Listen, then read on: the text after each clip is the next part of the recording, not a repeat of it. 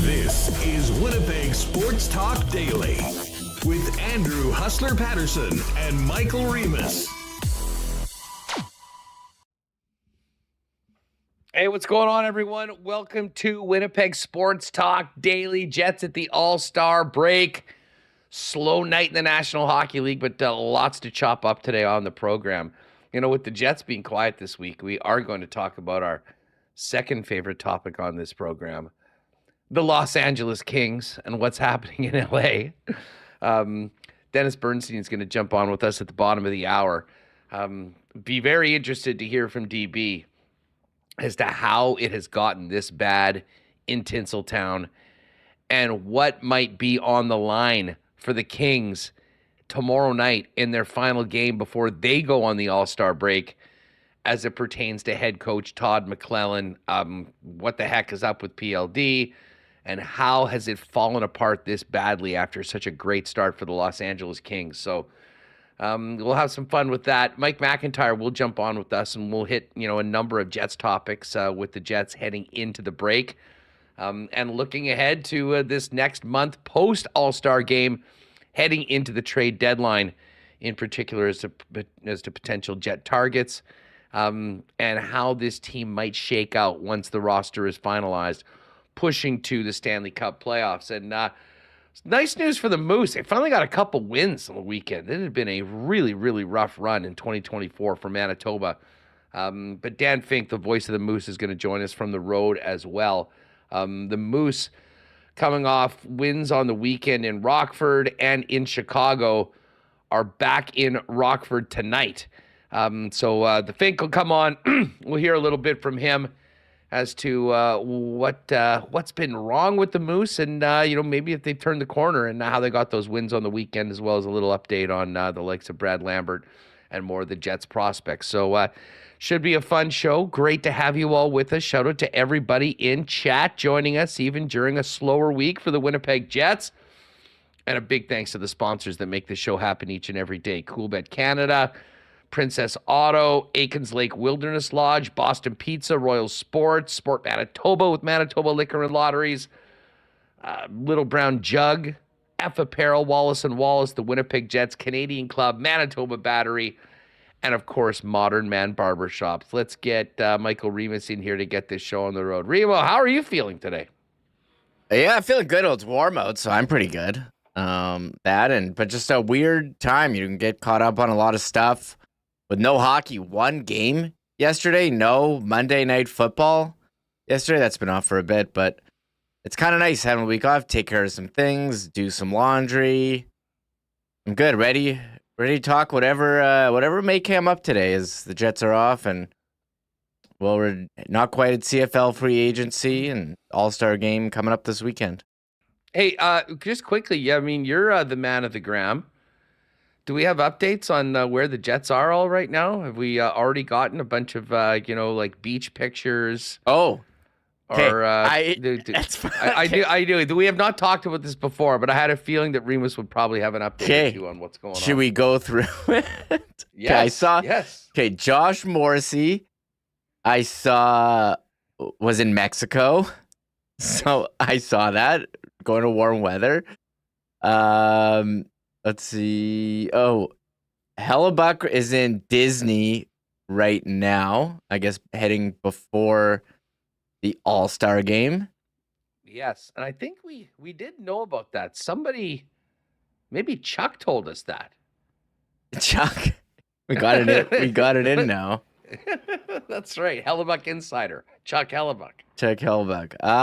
And I saw Well, Declan Chisholm had a dinner with his girlfriend, or I don't know, with wife, fiance, I don't know their situation, but they had a nice dinner and said to new beginnings on his Instagram story that was occupied. But other than that, I haven't seen a lot. Kyle Connor posts stuff on there, Ehlers, and it is our duty, it's part of our job, to follow the Winnipeg Jets on Instagram and report on what they're up to during this All Star break. So we'll have to wait and see. Oh, here's this Mark Shafley. That's not it. Okay, Turn no, your I don't. Notifications on. I'm not May doing have it right. breaking news. I don't have the notifications on the Jets account. So yeah, we know Josh Morrissey's in I think it was in Mexico or somewhere warm, and so does Hellbuck. He's in Disney. That's all I got. Yeah, comments or someone said, "Oh, is Jomo hanging with Kenny?" Lynn Reimer. I have a feeling no. Although Ken is a very popular guy with all the guys in the scrum as well. So yes, the Jets are scattering all over, going to some warm spots for a few days. There still are a few teams playing tonight. There's 2 games in the National Hockey League tonight. Not particularly great matchups either. Columbus is in St. Louis. The Blues are hot though. The Blues have won 5 in a row, including 3 straight overtime games. They get Columbus heading into the break. That could be a trap game. That could be a trap game. Tell me that Jordan Kyrou, Robert Thomas, and those guys don't have the plane waiting and idling for them right after the game tonight. That's often something that happens around this time in the National Hockey League. But they played themselves into a wild card spot. That's an important 2 points to get heading into the break for St. Louis. And a similar situation for the Kraken tonight. They're taking on the San Jose Sharks. But we'll get to those later on. We'll do a quick recap of what's up. I know the Raptors are playing the Bulls tonight when we get to the Coolbet Lines a little bit later on. You mentioned the Winnipeg Jets, and the one guy that is no longer a Jet is Declan Chisholm. And, for folks that, maybe joined us later on, that news broke just as we went on the air yesterday. So it was sort of in some ways the top story. I know there's been some reaction. When things like this happen, you sort of expect that there might be listen, there's always a part of the fan base that that maybe can't wrap their heads around, why it happened. It was a numbers game, and he was in the wrong spot. Now, there's a lot of people that aren't big fans of Logan Stanley that wishes it was Stanley instead of Declan Chisholm. But as we talked about with Jeff Hamilton, Remo, yesterday, when you're looking at depth defensemen for the playoffs, knowing that you've got Ville Heinola coming in and probably playing ahead of Declan Chisholm in that first man into the lineup position. I some will agree, some won't agree with it, excuse me. But that is basically the situation, that Logan Stanley has a very different role than a guy like Declan Chisholm or Ville Heinola. And if some of the big guys are out, they want to keep that guy around in case they need to play him. Do I think Logan has a long-term future with the Jets? Personally, no. Could he potentially be included in a trade at the deadline? Potentially, yes. But all things being equal, when they're lining up their 9 or 10 guys, knowing that they've also got Kyle Capobianco playing well with the Manitoba Moose, who could be a player similar to a Declan Chisholm role, the guy that they decided to hang on was Logan Stanley. But it is the beauty of working in a Canadian market where every single member of the roster is evaluated with a fine-tooth comb by the fans. And I'm not surprised that it was the story that it was yesterday, because we'd been sort of talking about it and waiting for it to happen all year. What's surprising is that it took as long as it did. We've been waiting for this to happen for a couple years, saying they had too many defense. I think it was last summer, and they stand pat and didn't do anything. And this year as well. And now a lot of times you have so many injuries on defense. There's been years where they're going way down the depth chart. That didn't happen this year. He didn't get in, and Ville was healthy. The one injury was Ville Heinola, a guy who was still ahead of him on the depth chart. So I know he's kind of the odd man out here, and it's we've been following this guy's development with the Moose for a while, talking about him, waiting for him to do something, but there just wasn't a spot. And for Minnesota, according to Michael Russo in the Athletic, a number of teams put in a claim, but the Wild, who are 27th in the NHL, they had first dibs among the lowest standing of teams, and he speculates as well. The Jets tried to sneak him through much of the league on the bye. And then just goes in and talks about their numbers. But yeah, they said for Minnesota, he's expected to play games and will assume a spot on the second power play unit. If he's a regular, he'll get in over Alex Goligoski. And maybe they'll put, as a corresponding move, put John Merrill or Dakota Mermis on waivers soon. So that's... Yeah, I would think that Mermis might be. He was in there at the start of the year when they had some injury issues. Listen, it's a good opportunity for Chiz. He's going to a spot that, he probably is going to get a chance to play. And if you're an NHL player, especially a guy like him who'd been with the Moose, had then been with the club all year long, that just couldn't get into the lineup, you just want a chance to show what you can do and maybe earn a contract somewhere else for next season. The Wild situation might be significantly different next year based on Spurgeon coming back. He's the captain of their team. A big part of everything they do on the back end.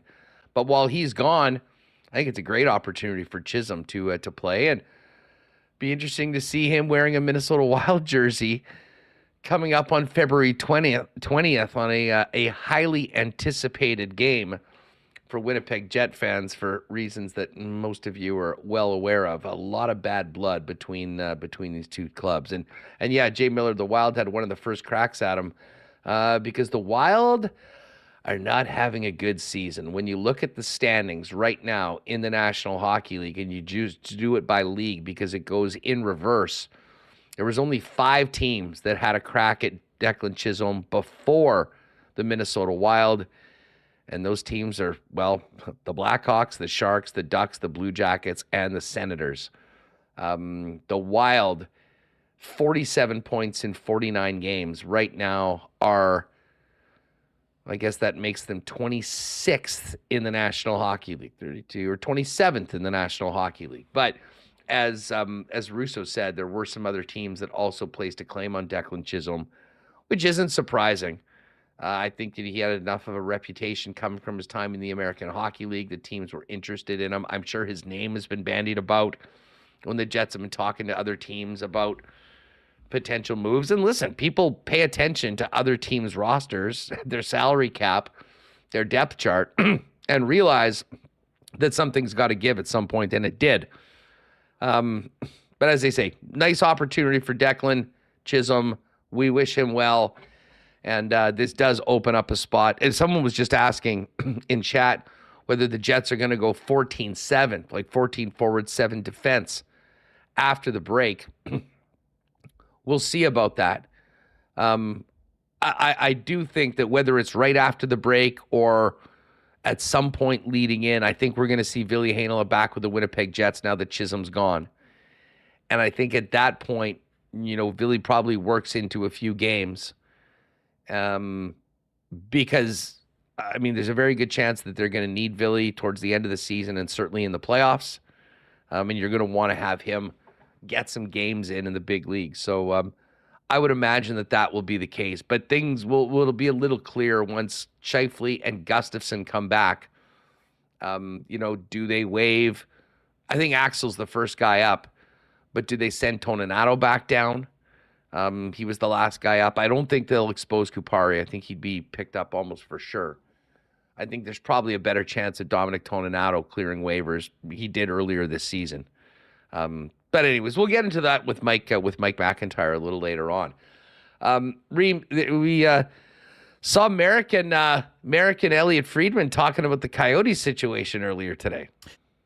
Yeah, it's coming up since Salt Lake. Ryan Smith, the prospective owner there, put out that well-timed press release saying, "Hey, they're ready for an expansion team." And you kind of speculated on this, that he's just setting the stage more so for an Arizona relocation, saying, "Hey, we're ready."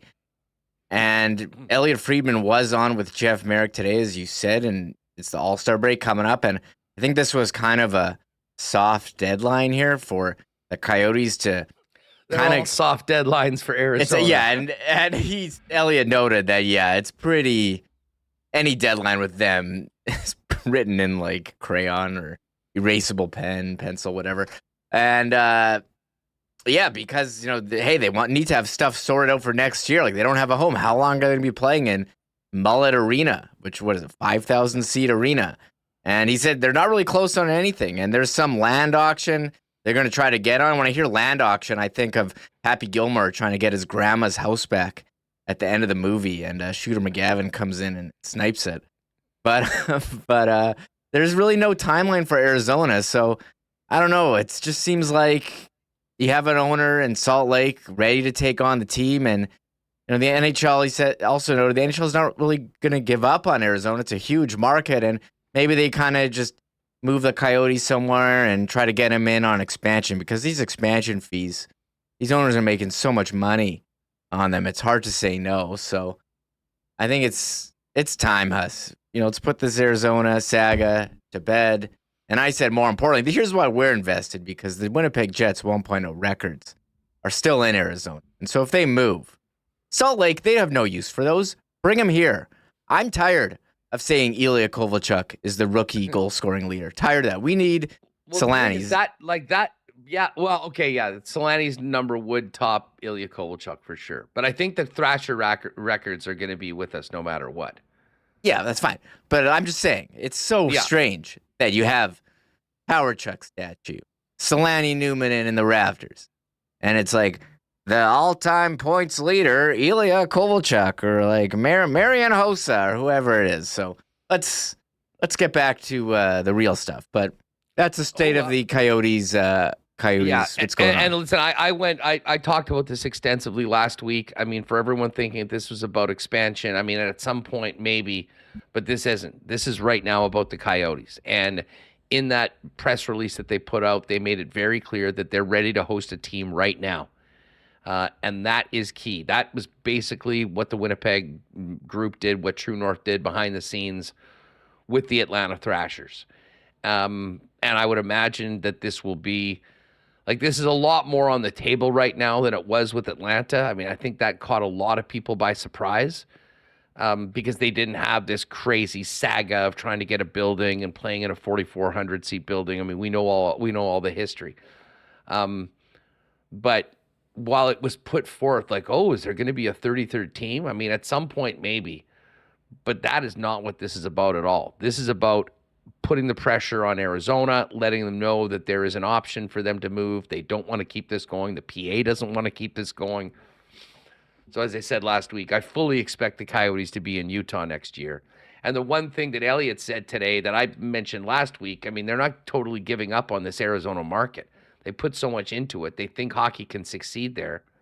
And with a proper building in a proper location, I actually agree. But they're so far away from that right now. They can't wait a number of more years for this group to potentially get it done. I think what happens is that team moves to Utah, and then over the next few years, they try to get their ducks in a row, get a building, whether it's the same ownership right now or whether it's new ownership, and have expansion go into Phoenix at some point when the table is set to actually succeed, as opposed to where they've been for the last 20 number of years. Interesting quote from Ezzy here. What up, Ez? Happy anniversary to Illegal Curve, by the way. Big one coming up. 15 years for the fellas since they started kicking around hockey talk back on the old UW station coming up this Saturday. That should be a lot of fun. Ezzy's got a take, though, here. Harkins doesn't bother me as much, but Chisholm, Ezimont, Kovacevic were bad asset management. These guys are not top players, but they are depth guys. I mean, I don't know. I'll push back a little bit. I mean, what was the option to do with Declan Chisholm? What else could they have done? I mean, at a certain point, I mean, if it's not him, who? And I mean, you would say the same thing. And again, we can talk about Chisholm or Stanley. I mean, the bottom line is, and this happened to Calgary twice last week, I mean, you can only have 23 players on your roster. And if you've done a good job of getting guys that actually can play in the NHL, the bad news is there's a lot of other teams that don't have that number of players, and it's built for players to get a chance elsewhere. I mean, the Mikey Esimont one, it's been amazing to see how Esimont, what he has turned into. But in a lot of ways, Vlad Nemestikov is that Esimont spot right now. I think they're pretty happy with him. They did give up a later pick, but Like, I don't really know what the options is. I mean, there obviously wasn't any takers in trades for these guys. So what do you do? Yeah, I kind of agree with you as well. Like, there's not really much value for a trade. I think it goes back to, a couple years ago when they traded for Dillon and Schmidt and then re-signed Pionk. Their defense was locked up for the foreseeable future with DeMello and Morrissey. You really basically just had one spot, and you have to think, okay, how are you going to manage your salary cap? Are you going to have an expensive, third pair D, or are you going to try to fit, maybe two min-price guys there and try to have reallocate some of that salary on forward? But they've gone with this as their defense, and I mean, for a fringe NHL player like that, I mean, there's not much value in a trade. So I kind of agree. It's like when you're in a fantasy league and like no one's going to trade you for this guy who's like borderline waiver wire. So you just have to drop him and then someone picks him up. Basically. And, he might end up being like pretty good or a serviceable D-man, but there's a couple guys ahead of him. Like he's pulling away on the bench. So I agree that it's certainly not ideal, but we're talking about what, 8th, like 9th defenseman here? Well, and here's the question. I mean, when was Declan Chisholm ever getting in the Winnipeg Jet lineup with Ville Heinola now healthy and being ready to play? Yeah. I mean, and I think that if they were putting Chisholm in, and we heard this last week when we were talking about Morrissey potentially not being in the game, when we had that conversation, okay, well, if Morrissey's out, who goes in? Both of these guys haven't played in forever. They've been with the club doing everything that's been asked of them, though, in Stanley and Chisholm. And then you got Ville Heinola, who was ahead of them when camp broke. He got hurt. He's back. He's playing with the Manitoba Moose. I mean, what makes sense? I mean, the vast majority of people wanted Ville Heinola. Well, guess what? If you want Ville Heinola in there, that's bad news for Declan Chisholm. So that's sort of where things stand when it comes to that. We'll talk about it with Mike. We'll see what his take is on it. But as I said, right now, the Jets roster crunch was going to happen at some point, and it was funny that they finally went and put one of those players on the Sunday going into the player break, maybe thinking that was their best chance, because would they love to have him as a depth player to be on your American hockey team? For sure. But guess what? If those guys aren't waivers exempt, someone else can pick them up, and the Minnesota Wild did going forward. Hey, Remo, quick CFL note. We heard yesterday reports that Jackson Jeffcoat is going to wait until free agency to see what is out there for him. There has not been any real reports of movement or progress, if you will, with Brady Oliveira or Dalton Schoen. And Farhan just fired this out. The running back market should be an interesting one, because while Brady Oliveira still doesn't have a contract and can go to the highest bidder, Ouellette, Stanback, Morrow, and Carey, basically all of the top running backs in the league, seemingly will be available. And William Stanback's available right now to the highest bidders. He's been released by the Montreal Alouettes. Yeah, very interesting. And yeah, the Jackson Jeffcoat, that was John Hodge putting that out there yesterday, saying, hey, he's going to try and test free agency C. And Jackson Jeffcoat, has been awesome on the Bombers defense. Some issues with staying healthy, but when he's in the lineup, he's great. And John Hodge saying he will not re-sign before the window opens, and a return to Winnipeg remains possible, but it appears the 33-year-old wants to find out what other options are available. And I'm curious, what's going to happen with him. But this running back market, very interesting, with so many quality players available. William Stanback, very strong with Montreal, Kadeem Carey, Calgary. Morrow was a nice dual threat back for Saskatchewan, and Ouellette, he was pretty good with Toronto last year as well. So I wonder if we're going to see a nice running back carousel. What does that mean for Brady? What does it mean for the money around? It seems like the supply might be greater than the demand there, or you're going to get into some bidding wars, or who's going to be left? What is it? It's like musical chairs here, Huss. No doubt. As I said, we'll have a little more on this later on this week. And then next week, the negotiating period opens, and then free agency on the 13th of February. As he's back in, so you're okay with drafting a player, developing him for 3 years, and then losing him for nothing? I mean, unfortunately, as I said, what's the other option? I mean, you can't get extra spaces on your roster. I mean, if a guy is 9th on your depth chart, I mean, this happens all the time. I mean, I just don't see what the alternative is. I mean, would you like to get something for him? Absolutely. But if there's no takers and no one's offering you anything for a guy that you know you don't have room for, I mean, I don't really see what the alternative is. I mean, I guess you could go and you could put somebody else on waivers, but you're likely going to lose them. I don't know. I just find people make a lot about this when it's just the way business is done in the National Hockey League. There's tons of guys on waivers. There's tons of waiver claims all year long. I mean, the Jets have been one of the teams that historically have been picking guys up off waivers. Axel Jonsson-Fjällby is a perfect example of that. He was drafted and developed elsewhere. He got picked up off waivers, came in, contributed to the Jets, and has stayed here with them. So, I mean, at the end of the day, I think you just got to be happy for a player that was not going to play. Like, what was Declan Chisholm going to do for the Winnipeg Jets if there wasn't like 3 injuries on the blue line? Eat popcorn. So, I mean, I don't know. I'm not getting too bent out of shape about it, although apparently some are. Listen, we got Dennis Bernstein coming up right now, and I can't wait to talk to Dennis. It has been wild seeing what's happening right now with the Los Angeles Kings and our old pal Pierre-Luc Dubois. But let me give a shout out to our friends at Canadian Club, Canada's favorite Canadian whiskey, for their support of Winnipeg Sports Talk. Winnipeg Whiskey Festival coming up. We'll have more details in the next couple days on a special offer for an event I think we're going to be a part of down at the Manitoba Sports Hall of Fame. Looking forward to that. If you're down at your local Manitoba Liquor Marts, check out all the Canadian Club favorites. Original Canadian Club 100% Rye and Canadian Club Classic 12-year-old. And don't forget, still limited availabilities of the CC Invitation Series 15-year-old Sherry Cask, the signature CC Classic 12-year-old whiskey, finished with a secondary aging in Oloroso sherry casks, all the hallmarks of classic Canadian Club with the added richness and sweetness of sherry. Pick it up right now at your local Manitoba Liquor Marts, and remember, always enjoy responsibly. Well, we're just about into February, and February is a big month for our friends over at Manitoba Battery.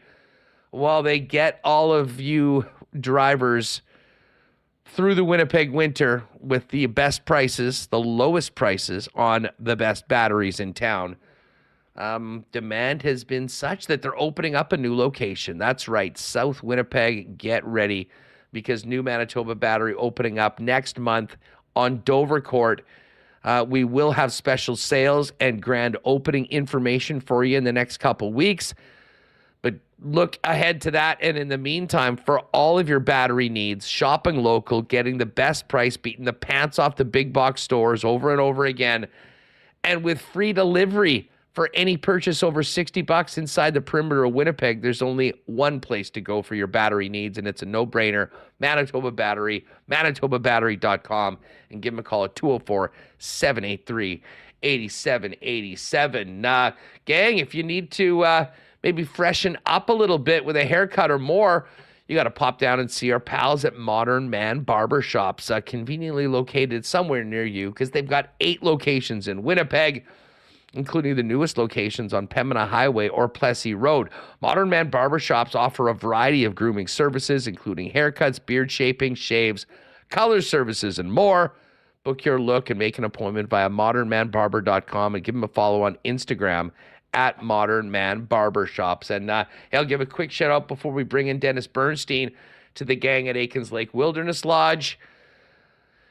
Bookings are increasing for 2024. The calendar's thinning right now. So if you are thinking about a world-class fly-in fishing experience in Manitoba where you can be on the water in less than 2 hours from the city of Winnipeg, get on it now.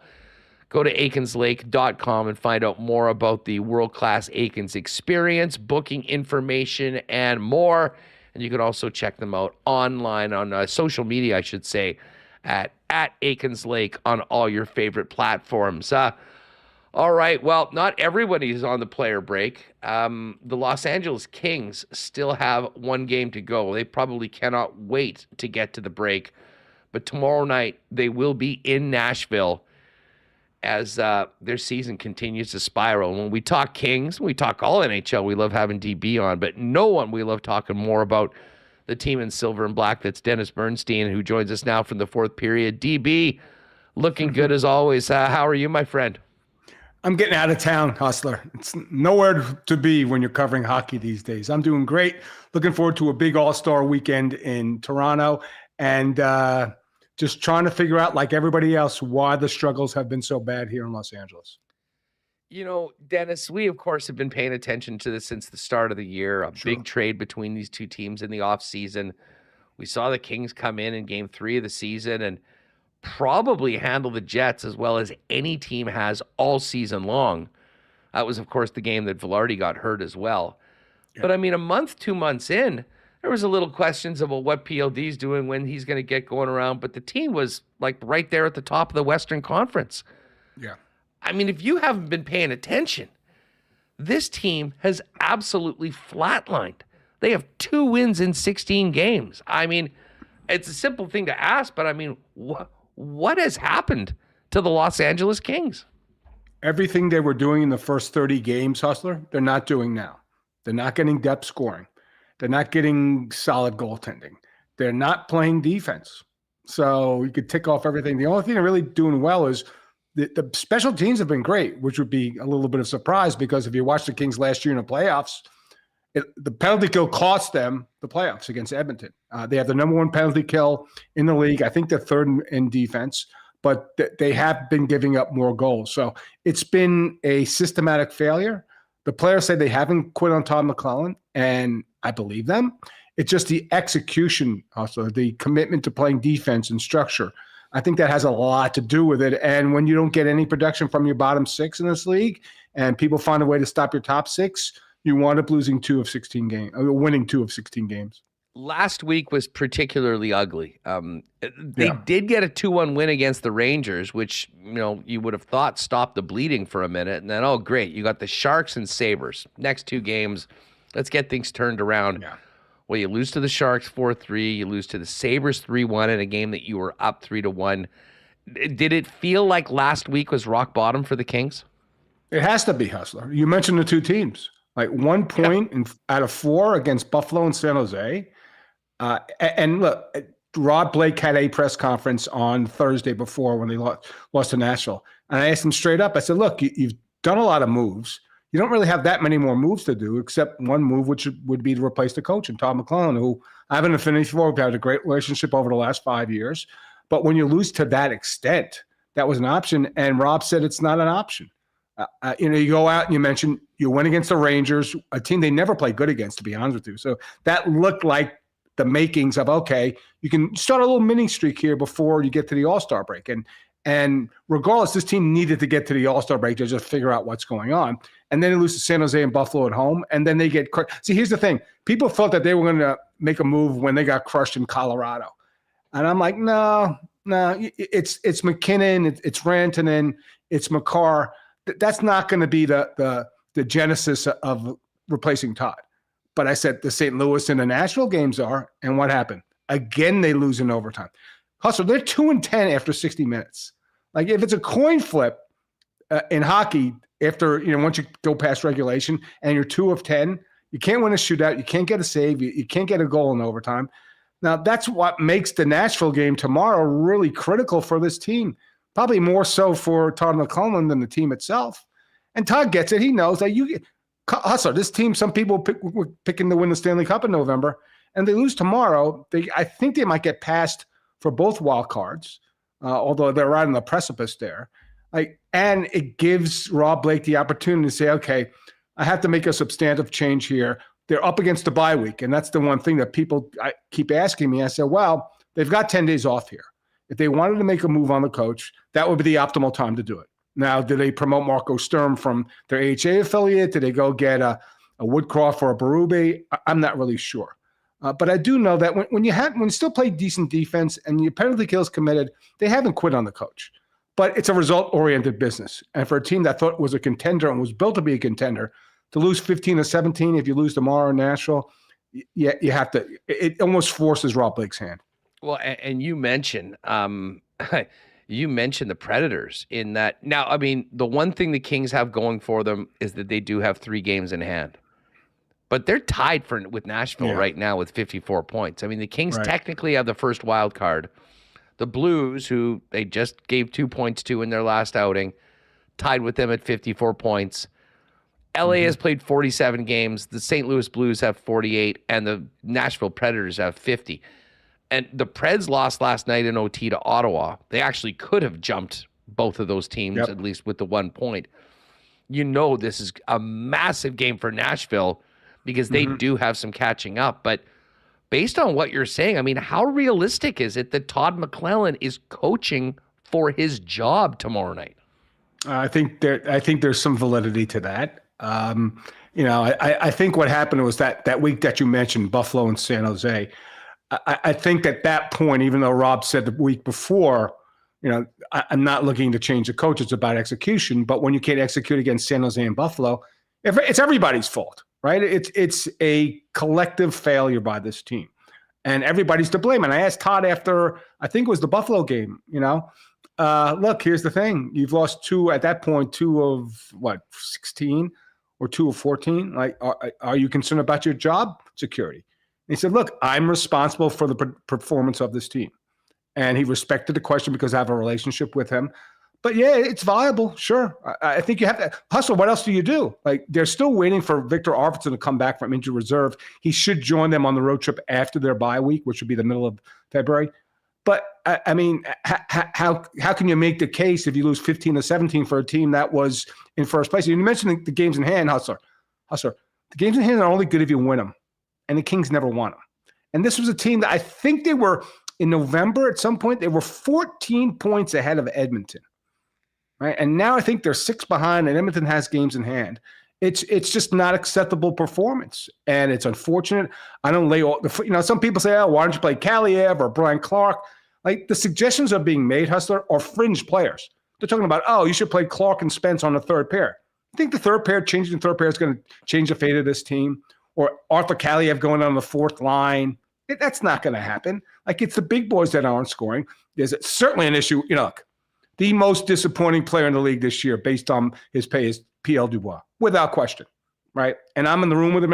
And Hustle, here's the thing, and you guys know this in Winnipeg of all places, doesn't hide, talks to the press every single day with a smile on his face, with an upbeat attitude, right? I can't bury the guy for hiding because he doesn't hide. But his performance just isn't acceptable, and it's not just the numbers. It's the small things. When you talk to foreign players, like they say, like, watch him on a line change. He glides back to the bench. So if you're not performing, that's one thing. But the other facets of the game, like his defense, which really isn't there, and just the overall engagement and compete isn't there as well. And if you're a fan, you could probably put up with the lack of production because there's other players on the team. And again, when they brought him in, they say, well, he could be a 2-3C. When you see the lack of engagement, I think that's what gets fans upset the most. Well, I mean, let's dive into PL because, I mean, it has been it's stunning, frankly, that, he got everything that he wanted. He ended up in the spot. He got the big deal and has looked like and I don't want to say a shadow of himself, because we saw a guy that one night could look like one of the top players in the league and other look like, he wasn't aware that there was a game going on. But it doesn't seem like they've even had very many games of the really good Dubois so far this year. No, I think the game may be in Winnipeg. That's the third game of the season. Maybe the following game in Minnesota. I think he scored 2 goals, that one. But there hasn't been a signature game. No, this isn't say, well, okay, I can plant my flag on this game because, look, I dominated the game. And here's the thing. I did grades for the Kings, and I gave Dubois D-.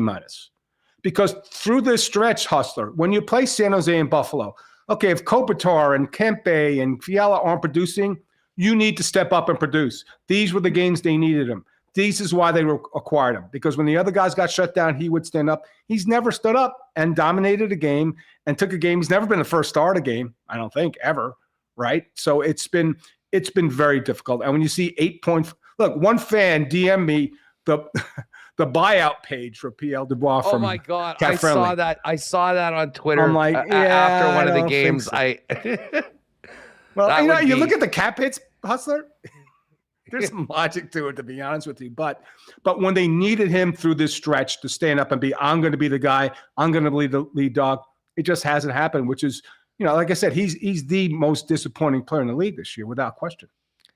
You know, I heard McClellan speak after, maybe it was I think it was the game before the Buffalo game, so the Sharks game. Mm-hmm. And he was pretty direct about Dubois, and he finished with it's time. And I heard Jeff O'Neill talking about it on Overdrive, saying, listen, guys, when the coach says it's time, that means it's long since past time. Right. How has McClellan handled him right now? And is he sort of at wit's end? Because it seems like they moved him around. They put him on the wing on the top line for a little bit. I mean, I'm just pulling this up right now. I mean, he's third line center with Carl Grudstrom and Jarrett Anderson Dolan right now, apparently heading into this game. I'm sure that's subject to change, but I mean, they've tried a whole bunch of different things and just basically not seen the success they were hoping. Well, when Blake Lizotte was healthy, P.L. Dubois was the fourth best effective center. Like, he wasn't even effective. So here's the thing. All right, you can't scratch, like some people say, scratch the player. Let him sit in the press box and look at the game from up top and think about it when his teammates are trying to win a game. You can't do it. The optics will do bad. Do you know what would happen to Rob Blake in the media if they scratched PL Dubois? Can't do it. Like, do I know for a fact that they've had a couple of come to Jesus meetings with PL Dubois? They have. It hasn't sunk in. The one hope that you have, Hustler, if you're a Kings fan or a Kings organization, is that this doesn't turn into Jonathan Huberdeau, where now it's over multiple seasons, where you've made this big investment, both with resources, although I debate about the resources that were given, because I think it's a one-for-one trade to be. And I know that, look, IFL is a really solid guy, done good things here. Kapar is a fourth-line center, but it's basically Velarde for Dubois. You can't stretch him. They've talked to him. It's just, you know, at some point, Hustler, regardless of where you play in the lineup, but what the coaches tell you, or the GM or the president drags you into a meeting, you got to want to do it, right? And right now, I question his want. It just looks like he's gliding out there, and it's no surprise to the fans in Winnipeg, because they warned me about it. Now, to this extent, I don't think anybody. I thought he would be more productive at this point in time, but they're locked in, Hustler. This is a contending team. You're not going to trade him to Montreal. Right? It's just not going to happen. He's got a no movement clause. Why would he leave Los Angeles at this point in time? But the one hope is, like, maybe he's just scratch this season, say, okay, let's look towards next season. Maybe it'll be a coaching change, maybe different players on the team. I think that's what you look at, but you don't want this linger into a second season. Then it looks really, really bad. But part of the reason they're in the spot they are is because this guy didn't deliver when they really needed him the most. Well, the trade's blown up on them. Other than that, I mean, I think Rob Blake was getting lauded by the way that he set his team up to potentially really contend for a Stanley Cup. What has the whole Dubois saga done to Rob Blake in the market and the pressure that he's feeling right now? Yeah, I don't think he has any pressure because, you know, my partner on Kings of the Podcast, John Hoven, reported, I think last season, that Rob signed a multi-year extension. So I don't think he's going anywhere. And remember, I want to give you a little chronology of what happened with the Kings. You know, remember when Rob came to power here, like if you go back to when the Kings won the Cup, when Dean and Darryl were here, the following 3 seasons after the 2014 victory, they missed the playoffs by 4 points. They made the playoffs and got eliminated in the first round, and they missed by 8 points. This team never bottomed out, right? They never bottomed out. There wasn't an Anaheim or Chicago or a Columbus situation, yet ownership decided to give the reins to Rob Blake and Luc Robitaille. And the owner has an affinity for Luc Robitaille. He's the least visible owner in maybe all of sports, Phil Anschutz. So I don't really think anything's going to change there, right? You know, I think that if you're gonna turf Rob Blake, then you have to turf Luc Robitaille. I just don't see that happening because I don't have successors anyway that I can line up and say, okay, there's a Kyle Dubas out there, or whatever. I just think the connection that these two players have to the legacy of the Kings, and Luc more so than Rob, because Luc was beloved. Rob, there's a faction of Kings fans that don't like Rob because he gave up on the team and wanted to get traded to Colorado, wound up winning a Stanley Cup, which is what he pursued.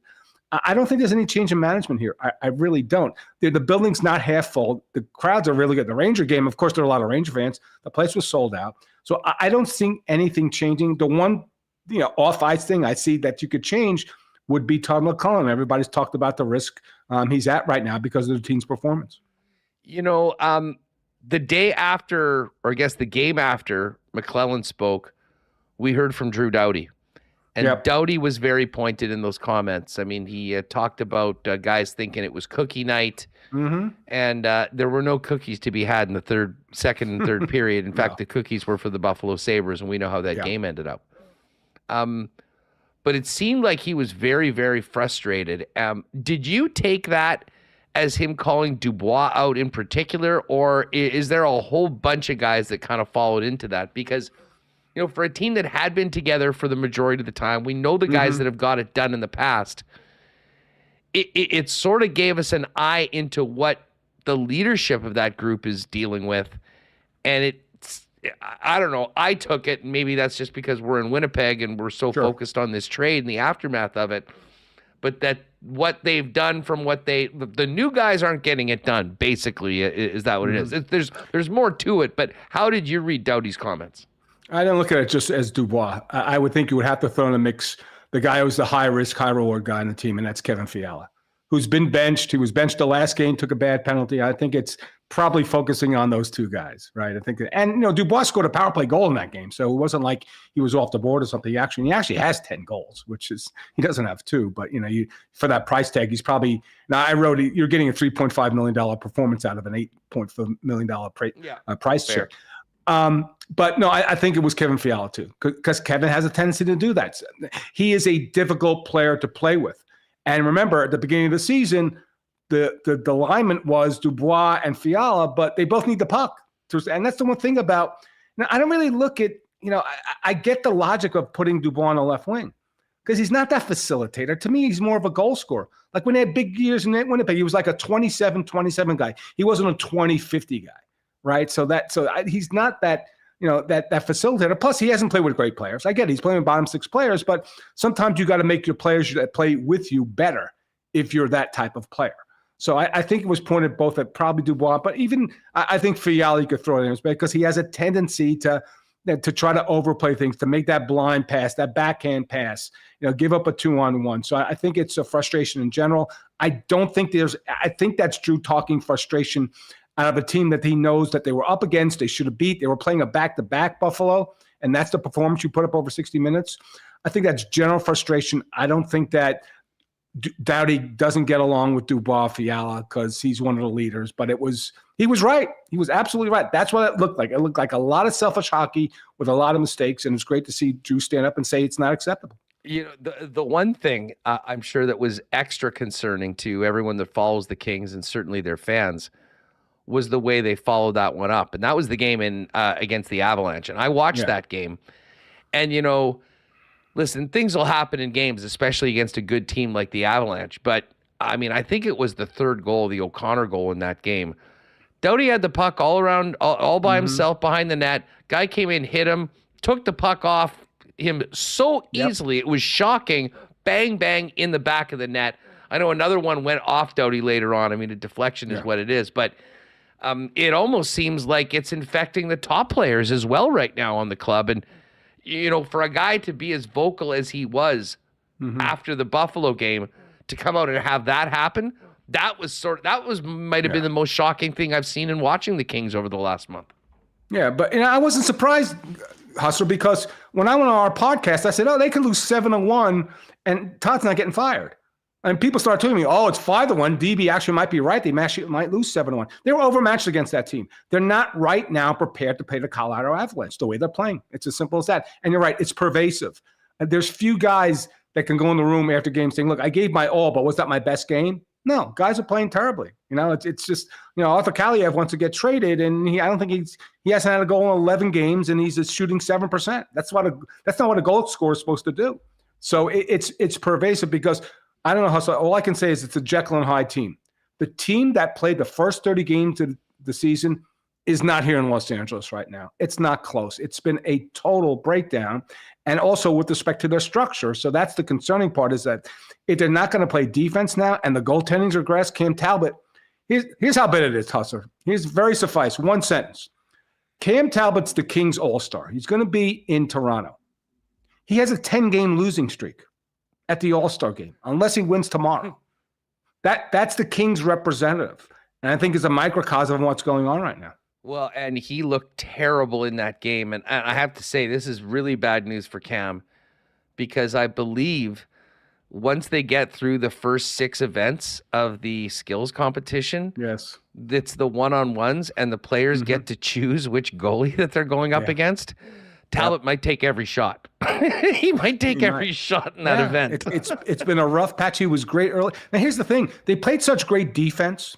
He never had to put up a 45 save performance. Like where he got, like the Kings never, through that stretch of the first 30 games, they never goalied anyone. They just shut teams down. But now those medium and long range shots that weren't getting through at game, through game 30 are getting through now. And what the problem with that is now you're starting to see, that's what happened last season with Quick and Paterson. They couldn't stop the average shots. And you watch these shots that get beat from distance, like even Rittich, who's been pretty good. The overtime winner from Shen, that was from 35 feet. Was it a great shot? I don't know. Went through his elbow, went back in the net. That's the way things are going. And you know what? You could talk to anybody surrounding the team or their fans or myself. When it's 3-3 going to overtime, did anybody think that they were going to beat the Blues? No. To be honest with you, I'm like, they're not winning this game. And I've been very positive about this team through, Todd and Rob's entire tenure. But it's gotten to a point where the expectations are like, what's going to happen next to this team? Dennis Bernstein's with us from the 4th period. I'm moving off the Kings for a minute. Thank you. The funny thing, is, as great as the Jets have played this year and the results that they've had, they still are looking for, in some ways, a replacement for Dubois in that second line center role. Not that Nemetsnikov hasn't been playing well, but when you lose Mark Scheifele the way they did for a couple of weeks, it really shows the lack of depth at that position. We've heard Elias Lindholm. I guess Sean Monahan's name's been kicked around. Sure. What are you hearing? If you're hearing specifically anything about the Jets, let us know. But players that might fit into that category of, a center that can play middle 6, preferably top 6 minutes, that, a team like Winnipeg may be kicking tires on and see come north. Yeah, those are the 2 names that I've heard, Hustler. Now, the third one would be, but he's more a winger than a center, but the other guy would be Adam Henrique out of Anaheim, who's had a really good season for a team that, again, was supposed to do great things, didn't happen. But there's just not enough quality there, Hustler, to say I couldn't give you like a 4th name. And I agree. I think Elias Lindholm, I've said it before, on Winnipeg, look out. Because Nemetsnikov, what are you going to get in the playoffs from this guy? Because now you're not talking about regular season or winning the division. Now you want to do damage in the playoffs. And when Nemetsnikov is as solid as he's been, is that going to be the guy? If they do get, if Scheifele's line gets shut down, he'd have to stand up. You'd feel more comfortable with a Monahan or certainly with a Lindholm. The only guy I could think of would be Henrique, but he's a little bit pricey. And, I don't know what the Ducks don't need futures anymore. So I think the focus would be on those 2 players. But if you do get one of those 2 guys, it's going to improve a team that has been fabulous throughout, the first 50 games of the season. Yeah, we talked a lot about Henrique, and he's interesting. I mean, he's got a much bigger cap number. I mean, it's just south of $6 million. Yep. And again, you're picking him up at the end of the season. That would be something that would happen close to the deadline, I'm sure, just because of what it would cost you to do it. Right. And it's interesting with Henrique in particular. I mean, he had that great run to the Cup with the Devils as a rookie, I believe. 24 playoff games. He's only played 4 playoff games since then in the rest of his career. So I imagine he'd be quite excited. I mean, we're going to start digging more into playing. Well, I mean, just quickly, the Columbus situation. We've talked about Laine. We're hearing reports out that, there is, I don't want to say mutiny on the bounty, but it doesn't seem like there's a lot of confidence at all in management right now. And this goes to Jarmo Kekalainen. I'm sure, speaking of general managers that are feeling the heat, he has to be at the top of the list right now in the National Hockey League. But we did wonder whether, a player like a Boone Jenner or something might be available. I mean, it would come at a cost for sure, because I think he's got a couple years at term and he's actually got a pretty reasonable contract. But you do start looking around, like Chevy did with Paul Stastny in 17-18 for guys that aren't necessarily on the trade boards because they have expiring contracts that might be in situations that could use a move, and the GMs might be willing to pull a trigger on it. Yeah. The problem with that is that, like, is that going to really happen at this point? I'm not sure at this point. So I just think that, and like the great thing also would be if Adam Henrique went to the Rangers. Imagine you're a Ranger fan, you slept for 5 years, you wake up and Adam Henrique and Jonathan Quick are on your team. So that would be very, very interesting to see. So I just, at this point, I think that it's going to be really tough to make trades again. I think next season, when you get that cap boost to 87.5, then you're going to see that. But at this point in time, it's just, I wouldn't pay a premium if you believe the guy is going to put you over, and I mean raising that trophy in June, then you make the move. If I'm paying a prohibitive price for the one guy, because you can't even tell me, other than maybe Lindholm, like, okay, if Winnipeg got that guy, they could get to the conference final. Like, I don't have that guy yet. And to put the frank, sometimes the best moves you make are the ones you don't make.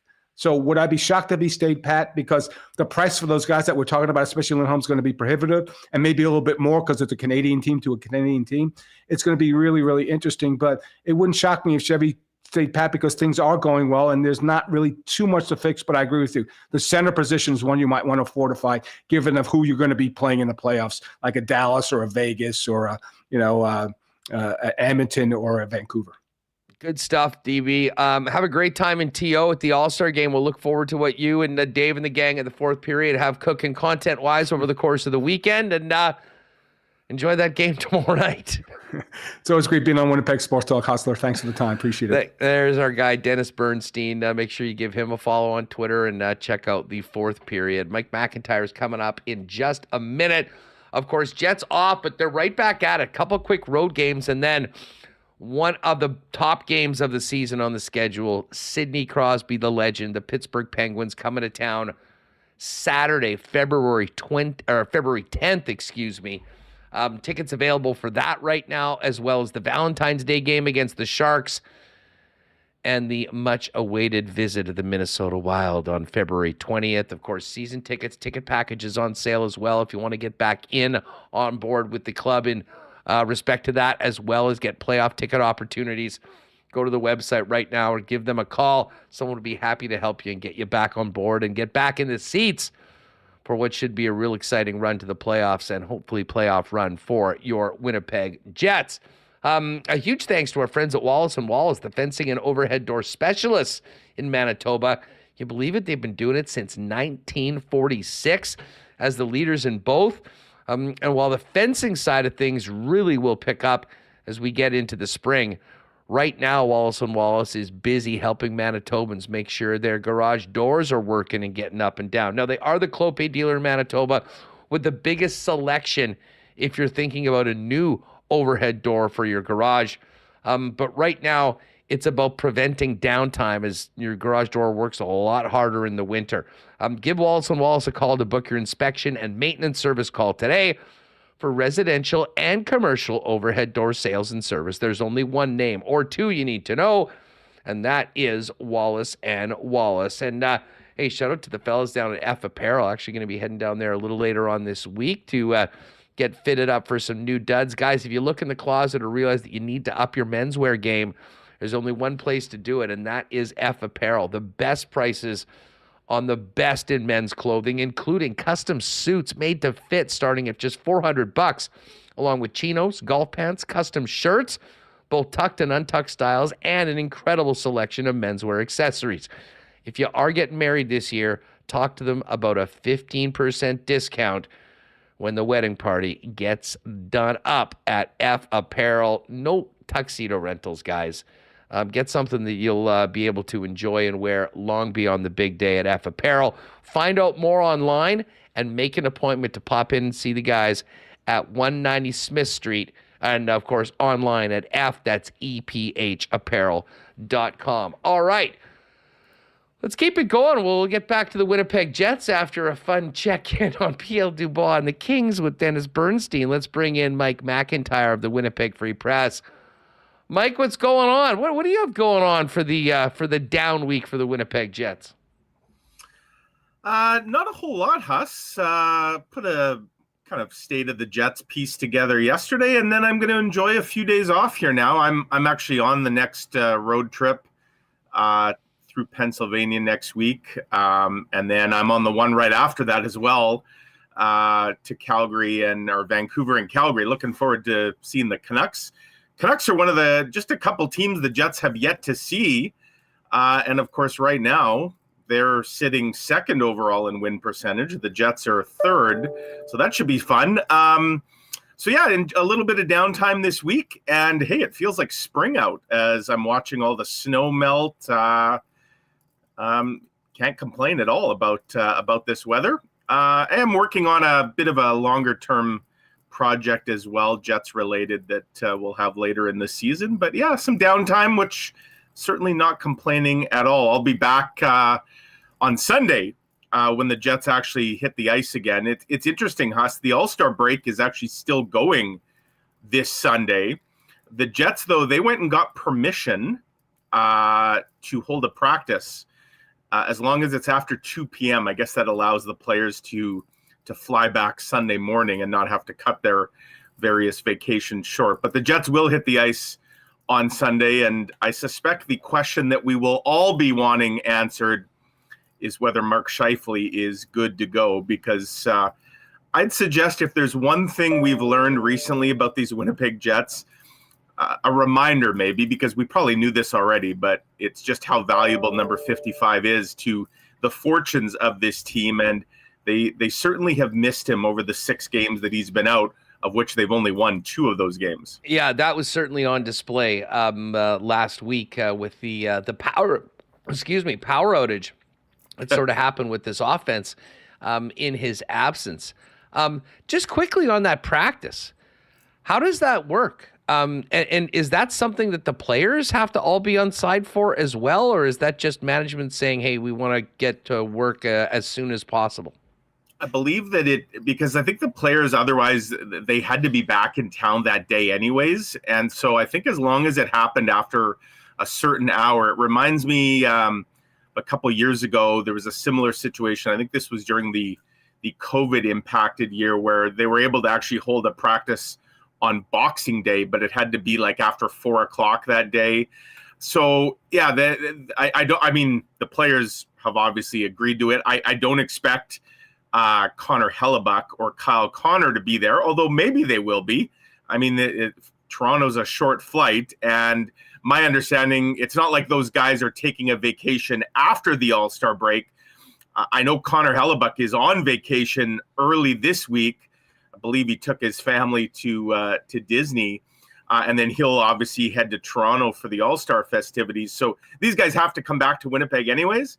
We'll see if they're actually on the ice on Sunday, given that they're going to be very busy over the weekend with their All-Star commitments. But yeah, I mean, it's probably a good thing for the Jets that they get 2 practices in, because if they had not been able to practice on Sunday, basically you would have had 1 skate on Monday combined with having to get on the charter and fly to Pittsburgh.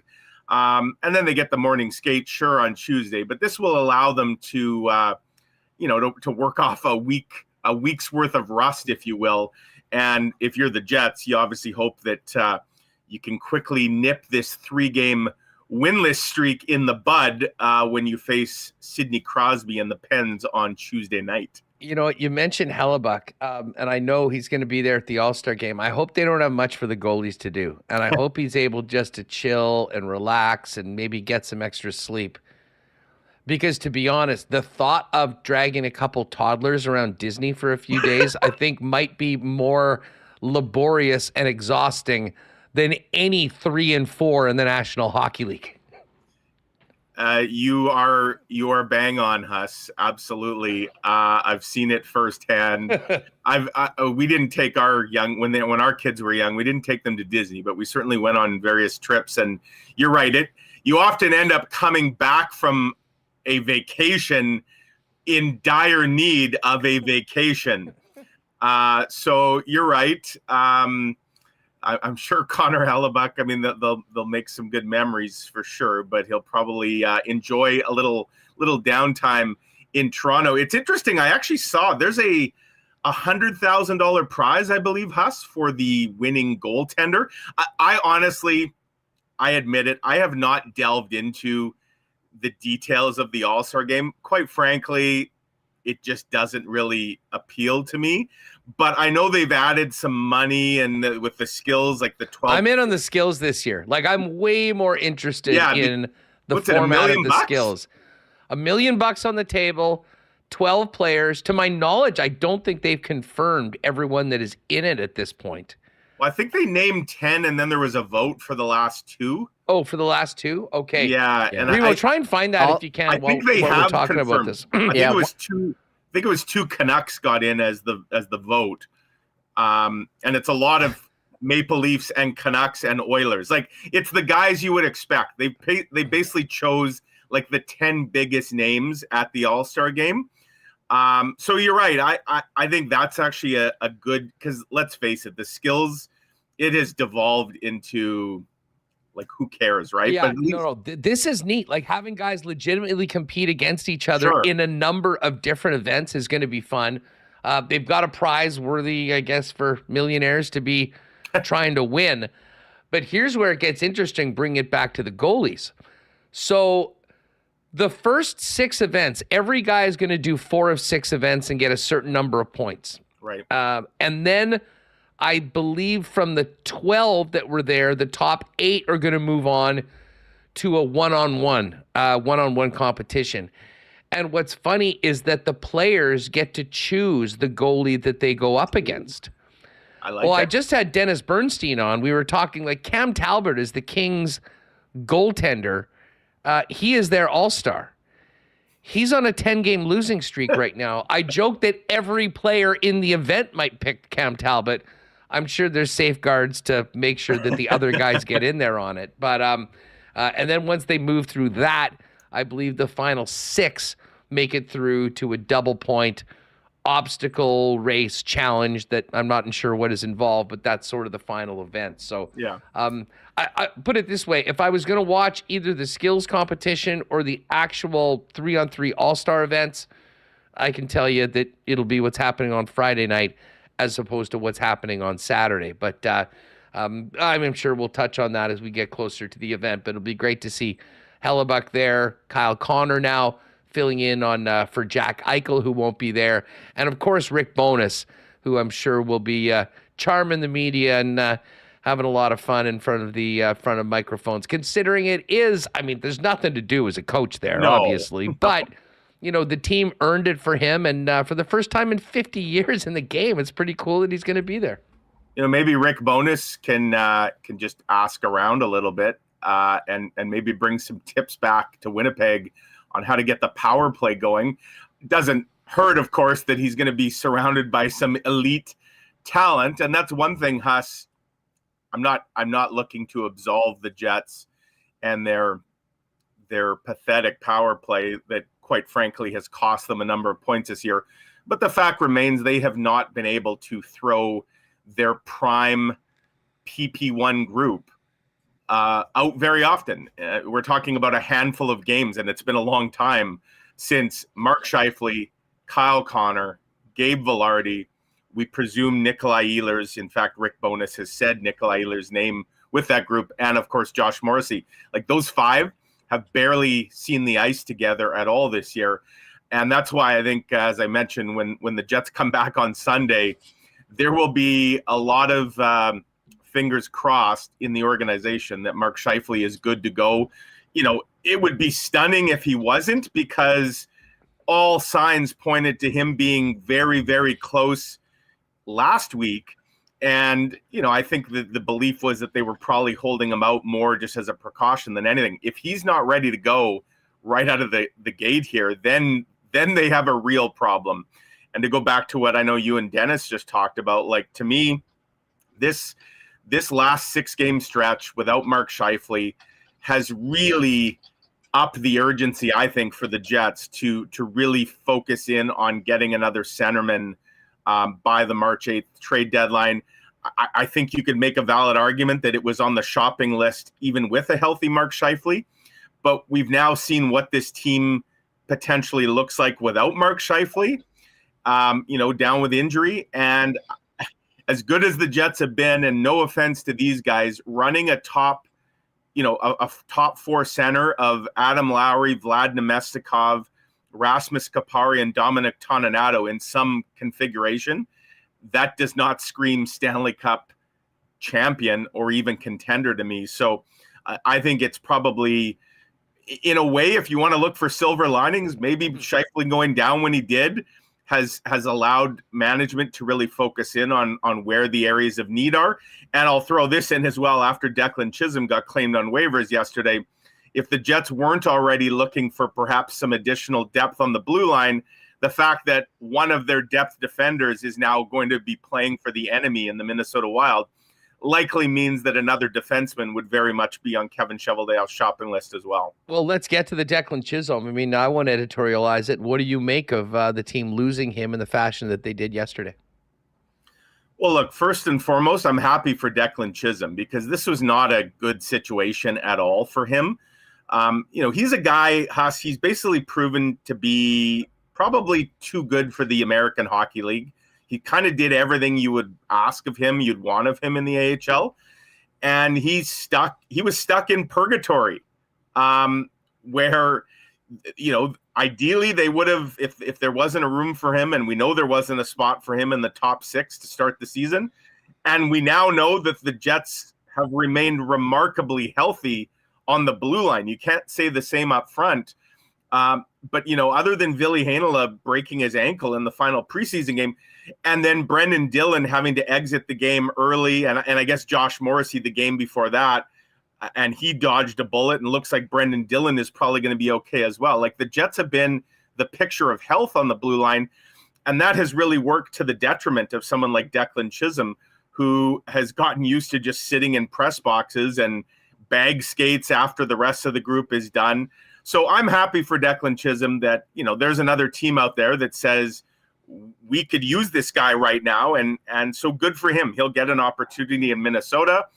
But, if you're the Jets, look, I'm not going to spend a whole lot of time gnashing of my teeth or wringing my hands over the loss of a guy that, quite frankly, couldn't get in the lineup on a very good hockey team.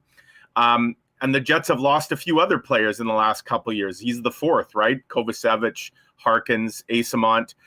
They picked a couple guys up on waivers as well. Janssen Fialbi, who remains in the mix. They got Carson Kuhlman last year. So that's the nature of the game. That's why waivers are there, to give players that maybe don't have a spot on one team a chance with another. It leaves a bit of a mark because this is a guy that you drafted, you developed, you put a lot of time and energy into, hopefully getting him to the stage that he could be an NHL player. And then due to circumstances, you just had no room at the end. So, it's unfortunate for the Jets to lose a player and get nothing back. But it's great for Declan Chisholm. And, we'll see what he can do in Minnesota with that opportunity. We don't have to wait too long to maybe see him back in Winnipeg with the Wild coming here on the 20th of February. But yeah, it is what it is. Look, the Jets have Ville Heinola, who I would argue was already ahead of Declan Chisholm on the depth chart because he's waiver exempt. He gets to go to the Moose and play. But if there was a job opening, I would have thought Ville would probably leapfrog him anyways. And they also have Kyle Capobianco, a guy who last year was a very good soldier for this team and who's having a tremendous year on the Moose. Nobody really talks about him, Huss. He's leading the Moose in scoring. He's a guy that certainly down the stretch run, as whether it's as a black ace or that 8th or 9th guy, if injuries hit, they'd be very comfortable having him step in. That being said, I'm sure another defenseman now to add to this mix is very much a priority because, if they were to run into a bunch of injuries, they now have one less reliable defenseman that they'd be comfortable putting in the lineup. Yeah, I listen. I mean, I'm pretty much echoing your thoughts on that. And I mean, there are some people that said, "Oh, this is just poor asset management." But my question to them is, well, what the hell were you going to do? Like, at a certain point, I mean, you can hang on to everyone, but bad news. I mean, there's a 23-man roster in the National Hockey League. And once you play a certain amount of years, you go on waivers. If you're not part of that 23, Villy is undoubtedly ahead of Declan Chisholm on that list. And I think when it came down to, I mean, there are a lot of people that aren't fans of Logan Stanley, but I mean, the way I read the room is that Logan Stanley is a very different player than either of those two guys are. You mentioned Capobianco with the Moose, who did get through waivers, who is certainly capable of coming in and being another depth player in that run. I think they didn't want to lose Stanley as opposed to a guy like Chisholm just because he brings something so different in the lineup. Now, best case scenario, none of those guys are playing because the guys that you have running that have helped you win 30 games so far are in the lineup night in and night out. But to me, the next guy up is certainly Ville Heinola, and that was the reason why Chisholm ended up being the guy that it took a long time to finally get there, but he's going to get a chance to play somewhere else. And again, to your point, that's why the waiver system exists, to give guys a chance to play somewhere when they just simply weren't going to get it because of what the depth chart looked on a stronger team that they're on. I agree with you entirely, Huss. I'll just say this. I found the timing of all this a little curious. Well, I'm going to pick up my buddy to go watch the Chiefs on Sunday afternoon. Yeah. And I've got the OB News on, and they mentioned what happened with Patrick Laine going on the player list, and then just saying, oh, and we've just learned that Declan Chisholm. And I'm like, Sunday afternoon going into the player break, it was a peculiar time. Now, I think with him being off the roster, claimed, there probably is some, I guess, is there cap savings during the thing? Well, so there is. So that might be part of it. But did they think that like maybe everyone wasn't going to be paying attention to the waiver list going into this week? Yeah, everyone was too focused on the NFL games. You know, I do wonder if there was some strategy behind it, if the thinking was there's a lot of teams that are off. And, you know, so now you add a player that in Declan Chisholm's case, he's not even playing for the Wild right away, but he's now added to their roster, so he counts against their cap, all that. Was the thinking that we know it's going to be hard to get him through waivers at any point, but maybe this is our best shot? And I believe Huss, Minnesota, I think they were 6th, maybe 7th on the priority list. So, I mean, we know that they were 6th. There's only 5 worse teams than the Wild right now in the standings. We know that 5 teams passed on Declan Chisholm, but he only made it to number 6. And I saw Mike Russo reported earlier today that his understanding is there were other teams lower on the list than, or I guess higher on the list than the Wild, who also put in a claim so that he wouldn't have got, even if the Wild said no, that he wasn't going to get through. You know, and so, yeah, maybe there's some cap savings to the Jets for sure, because let's be clear, the Jets have not yet activated Mark Scheifele or David Gustafsson off of IR, which means they're now down to just 22 players on the roster with getting Chisholm off. And they don't have to activate, even if Scheifele and Gustafsson are ready to go next week, they don't have to activate those guys till like Tuesday if they want. What is interesting, though, Huss, to me, is that it's 2 forwards who are going to be coming off IR. Presumably, you would have thought that it meant 2 forwards would get waived. And the 2 forwards that are here right now that weren't to start the year are Dominic Toninato and Axel Jonsson-Fjällby. Those guys passed through waivers earlier this year and started with the Moose. And the Jets have been carrying 8 defensemen all year and just 13 forwards. What I'm curious to see now is, does Ville get the call next week? Do they still waive 2 forwards once Scheifele and Gustafsson are activated? And do they also then call Ville up and now have basically replace Declan Chisholm with Ville Heinola? Or do they now carry 14 forwards and just 7 defensemen and just have Logan Stanley as the extra? And that would mean you activate Scheifele and Gustafsson. Now you only have to waive 1 forward to make room for those 2 guys. Presumably it would be either Axel Jonsson-Fjällby or Dominic Toninato. If I had to guess, I think it's Axel Jonsson-Fjällby, just because, you know, he was the guy that was the healthy scratch the other day. Toninato at least can play center, and that's, I think, probably give him a little bit longer rope. But hey, I'm curious to see how the Jets now handle this situation, and if they stick with the 13-8, or if they now shift to a 14-7 mindset. and what it means for a guy like Ville Heinola. Because, going back to the original thought here of waiving Declan Chisholm, there was a time earlier this season where we were seeing a bit of a rotation, right? I think we would argue that there was only 5 defensemen that you were penciling into the lineup every single night. Nate Schmidt was part of what was supposed to be a bit of a rotation with Logan Stanley and Declan Chisholm. And that's why Stanley and Chisholm got in a few games. To Nate Schmidt's credit, he's played extremely well. And that pairing with Dylan Samberg, and there's all kinds of underlying numbers to support this, has been tremendous. And Nate Schmidt, through his play and the work of his pair, kind of eliminated that rotation. And it created, I suppose, a problem for the Jets, because now all of a sudden, as long as everyone was remaining healthy, Declan Chisholm just couldn't get into the lineup. Neither can Logan Stanley right now. And that was with an injured Ville Heinola. Right. So now that Ville's back in action, and, presumably whether they call him up right away, whether they wait till rosters expand after the trade deadline, the expectation is he's coming. Is he getting into the lineup though right away? Again, it's that same issue. I mean, are you now taking Nate Schmidt out for Ville? Maybe you do that the odd game. I don't know. We'll have to see. I see that happening at some point, and I don't know. Like, I think they're more than happy, the way things are right now. If everyone's healthy, having Ville play games, play big minutes, and really get back. Like, he missed half the season. Right. You want to get him up to where his wind is at 100%. He's feeling confident. But I do think that when he is added to the roster, when he joins the team, he's going to be getting into some games because, Mike, they're going to want him to play at an NHL level. They're going to want him to play with the club. And I think they're going to want to get him reps with the team, knowing that there's plenty of scenarios in the playoffs where he's going to be a player. Right. Stanley's a little different, in my opinion. And I know there's some people, why didn't they just waive Stanley? I mean, I don't know how to tell people any other way than he's a very different player than those other guys. And they want him as a depth defenseman that in case, a Brendan Dillon is out, or one of those guys that he can go in. And it's also the role. Maurice always talked about roles. Like, what does Stanley come in and do? He's going to come in.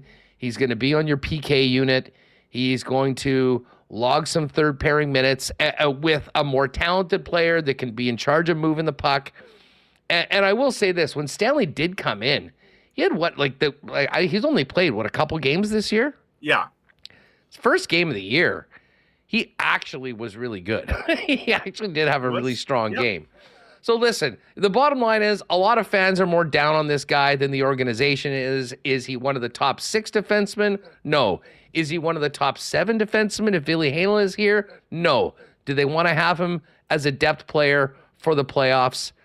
Yes. Unless he's traded, unless they have to use him as an asset to move at the deadline with other pieces. Well, and that's a point I think worth touching on as well, Huss. Kevin Cheveldayoff, he would know better than certainly us what the potential market is for his players, because he talks to other GMs, he picks up the phone, he makes calls. We know for a fact that there have been calls in the past. I don't know if his phone has been ringing lately about Logan Stanley. We certainly know that his phone in the past was ringing about Logan Stanley, and for whatever reason, presumably he didn't like what the offer was. He didn't pull the trigger on a move, but there's certainly, I think, a takeaway here that if you're Kevin Cheveldayoff and you had to decide between Stanley or Chisholm who to waive, he probably would think that there's maybe some trade value in Stanley that just isn't there with Chisholm. And so maybe you hold on to that, as you say, because potentially you might need it in the lineup depending on what happens, but also if you're looking at making various moves by the trade deadline, he's a chip that might be valuable that gets you to where you want to go. So, yeah, it's we don't know all the inner workings of the mechanics of this. I'm always curious, though, and again, going back to the timing of this, like I do wonder sometimes how often GMs communicate with each other, or how honest they are in those communications about knowing whether or not a player might pass through waivers or not. I mean, if you're the Jets, like I said, you've lost 4 players in 2 years. I haven't done the math to see how that equates. I know the Calgary Flames, they just lost two players in one day last week on 2 separate waiver claims. So obviously other teams lose players too, and the Jets have added players. I don't think 4 is an unreasonably high number, especially when you're a team that has a lot of depth. This is probably the price you pay a little bit for being a good hockey team that develops good players. Is at some point you're going to run into a bit of a logjam, and there's going to be other teams that are happy to help you out of that logjam. Oh my God, I love the comments the minute you bring up Logan Stanley. Granny Bomber fan, Huss, take off your rose-colored glasses. Stanley is slow. Well, I'm not sure I just said that he was fast. I'm not sure where you did not took that off. But I mean, again, people just get so unhinged. But listen, I don't make the decisions here. I'm just telling you what is quite apparent that, you know, and I mean, we've heard this for years. Hey, you want to make a cup run, you need 8, you need 10 defensemen. Yeah. They think of Logan Stanley as a player outside of their top 6 that they would like to have because he's a very different player than those other guys, that if they lose a particular type of player, they can move him in, doing that PK role and whatnot. And unfortunately for Chisholm, he was probably not going to get in ahead of a healthy Ville Heinola. And you make a great point about Kyle Capobianco. He's in there as well. And then there's a possibility that they add, I mean, there's always these depth guys that move in and around. I mean, sure. I think and fans always overvalue what you have here because you see those guys. Not that we've seen a lot of Declan Chisholm this year, but I mean, anyone, I'm not sure if any of these people that are pounding the drum actually paid attention to the Moose the last few years, to be perfectly honest, but right. That's another story. Listen, if there was a mid-round or a late-round pick out there for a guy that you're going to lose for nothing, trust me, they would have done it.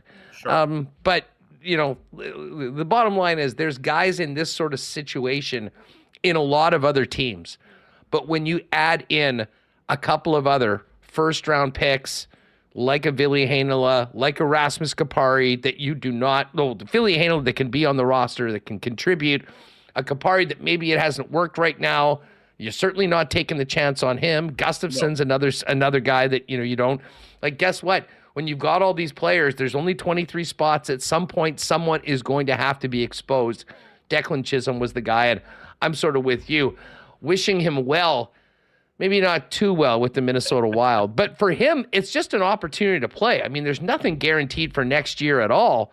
But again, if he could open his eyes and get a contract with some other team that he thinks he can actually go in and be a top 6 defenseman and play, that's why the waiver system was put forth. And to your point, if you're a good team and you're deep, it makes it very difficult to keep all your players. And if no one's willing to pay the price for them, they end up on waivers. The Jets have been on both sides of that equation. Yeah, they certainly have. And, you know, you mentioned a number, you said 9 or 10 in terms of defensemen a team would probably want.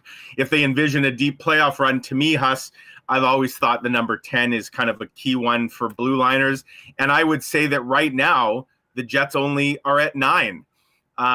No offense to anyone else on the Moose, but beyond Heinola and Capobianco, I don't think there's anyone there that you'd be comfortable at this point throwing into an NHL lineup, certainly not for a team that has visions of going deep. And so, you know, you've now got 7 guys here in Winnipeg, with Stanley being the 7th. And then you've got Ville and Kyle Capobianco. And then I think there's a big drop-off after that. And so that's why I think when we look at March 8th, if you're the Jets, maybe it's not even one, maybe you're adding a couple defensemen, you know, and I'm not saying big swings, top 4 guys, but I think if you're the Jets, you would probably want to go in with a little more insurance than they now have because of the Chisholm situation and the way that played out. Yeah, good stuff. Oh, I see a little Piper run around in the back. If Piper wants to say hi, you can bring Piper in. Well, I'll tell you what. Oh, there's Piper. Podcast listeners, hi you're to your missing the fans. best part of Mike's visits. There we go. Very well behaved today. Not She running is, around yeah. like crazy or anything. Well, it's because because of the break, I'm not out at the rink and coming in and out of the house. I'm home a little more. So she's a little more subdued. She's getting her walks in, getting her outdoor play time with her brother Bodie. So life is good. Piper is very much in favor of the player break and the All Star break. She gives it 2 paws up, Huss. Mike, thanks a lot. We'll continue to look forward to your work in the Winnipeg Free Press and enjoy a few days away from the rink. You bet. When we do this next Tuesday, I'll be joining you from Pittsburgh. So looking forward to that. Oh, perfect. Setting up Yes. the next half of the, less than half of the schedule. Yeah. But the resumption of play in Pittsburgh against Sidney Crosby and the Pens. Thanks so much. There's Mike McIntyre of the Winnipeg Free Press. Again, we hit some Bomber news early on in the program. Jackson Jeffcoat will be going to free agency, which is, listen, not great. I'd love to know that just Jackson and Willie were back. Jackson has had a tough time staying healthy over the last couple of years. That probably is maybe why the money that he's looking for isn't there for the Winnipeg Blue Bombers. But the big discussion that we had coming out of Farhan's report earlier today, just the amount of running back talent that is going to be on the market, maybe that plays into the Bombers' hands when it comes to Brady Oliveira. We'll get into that more in the next couple days on the program. But, of course, our Bomber Report's brought to you by the proud new sponsor of the home of the Winnipeg Blue Bombers, Princess Auto.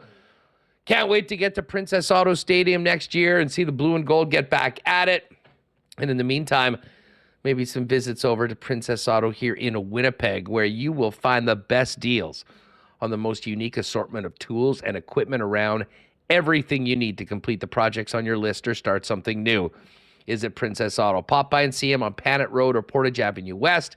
You can always shop online 24/7, 365 at princessauto.com. Got to shout out Royal Sports. Getting ready for the Super Bowl. I can't wait for some of that Super Bowl merch to be coming in. Niners and Chiefs. I think there's probably been a run on a lot of that merch lately, but you can pop by Royal and see what's ready for the big game. And obviously get ready for the Jets' push to the playoffs and the playoff run with the biggest and best selection of Winnipeg Jets merchandise you'll find in the city. Thousands of pieces, including many exclusives that you won't find anywhere else. While you're at it, check out the massive hockey section. And for those of you that are looking to hit the ice, the river trail or ODRs, or maybe just learn to skate, affordable skates, not like maybe what you need to play in the NHL. They've got some great options there as well. So if you're looking for it, Royal's got you covered. Not to mention snowboards, boots, bindings, all great stuff to make the most of winter right now. Royal Sports, 750 Pembina Highway. And, of course, you can check them out on Instagram as well at Royal Sports Pembina for the latest merchandise drops and sale information. And, hey, got to shout out Boston Pizza. A little slower these last few days post-football and player break, but there are 2 games tonight. There's 3 games in the league tomorrow. We've got some hoops going on. So if you're looking to warm it up, hook up with your pals at your local Boston Pizza, ice-cold schooners, world-famous BP wings, gourmet pizzas, and the big game on the big screen. And hey, if you are staying at home, order online and get it hot and fresh to your door at bostonpizza.com. All right, let's check in with the Moose.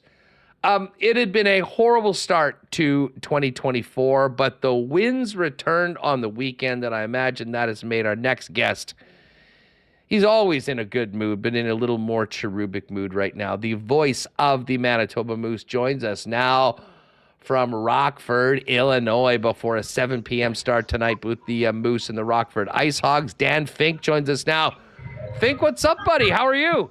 Always in a good mood, Huss, because you never have to talk to me before noon. So I don't usually start functioning until a little later in the day, which is both good and bad when you work in hockey. So hopefully I can always bring a smile to Winnipeg Sports Talk. Well, you always do, and I imagine there were probably a few smiles that were long coming on the weekend with the team breaking that real tough stretch they had into the new year with a couple of wins. Take us through the weekend and how they got back with not just one but two in the win column. Yeah, I think folks that were watching this team could kind of see it coming. And Huss, as you know, in sports, when a team gets mired in a long losing skid, there's usually a couple games right at the end where it's like, they probably should have won those games. They probably deserved a better fate. You can see them playing pretty well. And I mean, really, the Moose suffered a tough homestand there to wrap up the losing skid in that they lost a couple of games to the Grand Rapids Griffins that they let get away from them late. They lost a couple of real tight checking games to the Chicago Wolves. They came out of that homestand with 1 point and realistically could have come out of it with all 8. So it shows you just how tight it can be in pro hockey, and just instead of the Moose right now being on a 6-game winning streak, they're only on a 2-game winning streak. So that's how things go. But as to your actual question, getting down onto the road, I think you can see this team ready to kind of break out of the slump. And they got the offense rolling against the Rockford Ice Hogs, scored 3 times in the second period. And in the second and third period, allowed a combined 8 shots in that game in Rockford. So they got the defense going. They had the offense clicking on the same nights, and they were able to snap out of that. But one thing that in talking to Nolan Baumgartner before that Rockford game, he pointed to the fact that the team, despite being maybe down after a loss or something like that, they never let it get past that day. They stayed positive. And during that interview, as I was talking to him in pregame, you could just hear somebody in the background, if you caught it on the broadcast, just whistling away, going through their pregame routine. The team did a really good job of fighting through that, staying positive. But you know what? You go downstairs after that game against Rockford, and everybody looked a couple inches taller. There was definitely a weight off the shoulders, and I think you could see that against Chicago.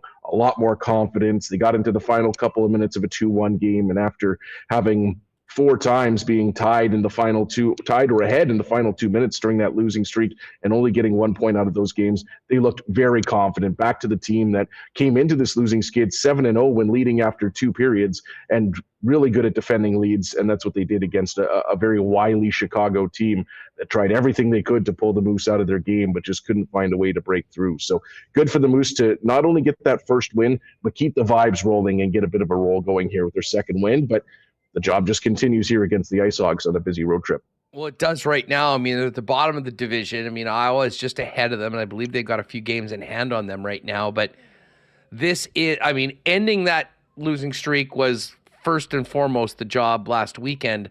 Now it's time to build on that, because if this team does want to be competing in the Calder Cup playoffs, there's a lot of work to do right now, and it really has to get going immediately. Well, absolutely. And if we go back to 2018-19, the Moose went into the Christmas break that season last in the AHL. They ended up missing the playoffs by a mere 2 points, and actually held a playoff spot down late in the season, just couldn't quite hang on to it. I think they were there for an afternoon or something like that. But that's a very different situation. Yes, that team had more points at Christmas than this team did. But was also a much higher point threshold to get into the playoffs that season than it will be this season. The Central Division, not one of the higher point producing teams or divisions in this league right now. It's a very young division, and the Milwaukee Admirals are kind of stomping everybody right now and have kind of run away with things. But then you start to break things down, and the Moose are 6 points back of the Chicago Wolves. That was a big win the other night, and those two teams will play plenty down the stretch here. So the Moose are going to take on these Rockford Ice Hogs, who are in 4th in the division and just a little bit ahead of Chicago. You win both of these games, all of a sudden you've gained 4 points on the Rockford Ice Hogs, and you're not that far out. So with 5 teams making it into the playoffs, a bit of a lower point threshold on top of that, it's certainly not out of the realm of possibility for the Moose to get into the playoffs, because there's still a whole half season left. And if anything has been shown, you have a good half season here, and who knows, they might not even be in that 4 or 5 playoff spot.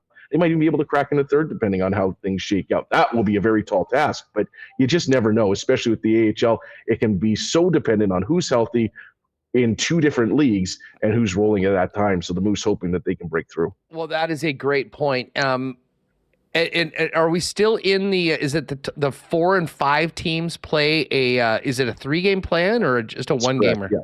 Yeah. So it's a 3-game set between teams 4 and 5. And for the Moose, positioning there, very important, because with Manitoba being a team that's an outpost team, all 3 games will be in one location. So if you get into that 4 spot, if you're the Moose, they're all in Winnipeg. Or on the flip side, if they're in that 5 spot, they're playing them all wherever that may be, whether it's Iowa or here somewhere in Illinois. So or even Grand Rapids. So it's certainly important to try and fight their way up the standings. And again, it's not out of the realm of possibility. Obviously, like you said, there's work to be done, and I don't think this team is shying away from that at all. But they're here ready to do the work. And the last few games have been any indication, the defense that they kind of struggled with, the defensive structure, has started to come around, and that's going to be a big thing for them to add into their game. Well, great point. And, you got the win over Rockford on the weekend. You got them tonight again. You're there again on Saturday.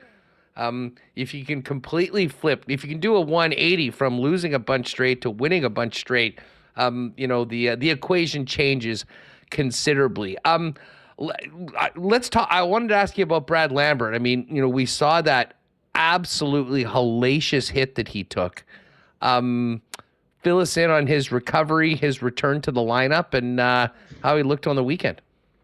Yeah, that was a heavy collision that he took in Laval, and you know what? It was certainly something to behold. But for Brad, obviously missed a little bit of time and is still kind of working his way back in. I got to talk to him at morning skate today, and he said has felt kind of the first 3 games or so back that he just didn't quite have it yet. Then he had a couple of assists in Rockford here and still feels like he's getting fully up to speed. And the Moose kind of pulled a swap. They've changed things up from how they've gone most of the season with Jeff Malott, Brad Lambert, and Parker Ford all skating on the same line. They've pulled a bit of a flip and moved Nikita Chibrikov onto that line and put the 3 top scoring forwards together. I don't think they've quite found their jam at 5-on-5 yet. You can see kind of spurts of it. They'll have a good shift here and there, still trying to link it in. But what it's done for the Moose is actually opened up a really strong middle 6. But to get back to Brad Lambert, of course, good for him to kind of, it's not one of these sequences earlier in the season where maybe he finally gets back. The Moose play a couple of games on the weekend, then he's got to wait a whole week to play a couple more games. Now he gets the opportunity to play consistently throughout a week and a whole pile of games here on the road trip to really get back fully up to speed. So we'll see if maybe tonight's the night that that line is able to really get cruising. Yeah, I mean, just nice to see him back and getting games. I mean, that's what, a year like this is about for a top prospect like Brad Lambert. I mean, getting top line minutes, playing the pro game, getting used to it, and you can't do that if you're out. And speaking of being out, I mean, I don't know if Chaz Lucius is just the walking Murphy's Law, but I mean, if it's not one thing, it's another. And he's now had surgery and gone for the year.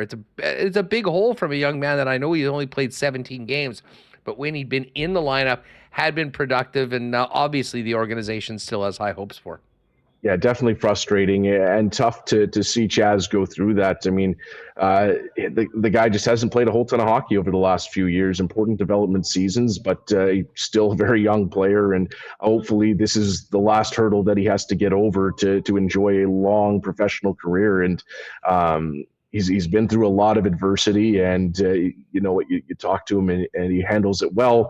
He's keeping his head up, and he knows that he's in for some recovery time here. And again, the hope is just that this is the last time he goes through it, and maybe he goes through this for these past 4 seasons that it's been really, really difficult, and then enjoys a career where maybe he's largely injury-free. You're never going to be completely injury-free in pro hockey, but maybe the rest of the career is pretty solid that way. I mean, you look back, there's been a number of guys that have gone through stuff like this, and I mean, Nelson Nogier is actually a really good example of this. Early on in his career, he lost most of a season, I believe in his draft year, and then his rookie season with the Moose, one of his first couple seasons, played 11 games because he lost the whole season, but then went on to play most of the games that he was around for after that. So sometimes this happens and you go through it all at once, and then you're able to move on. So that's the hope for Chaz, and just hoping for the best in his recovery. I'll leave Billy for the end because we've been talking about him and interested in your thoughts as to how, he's kind of jump-started his season.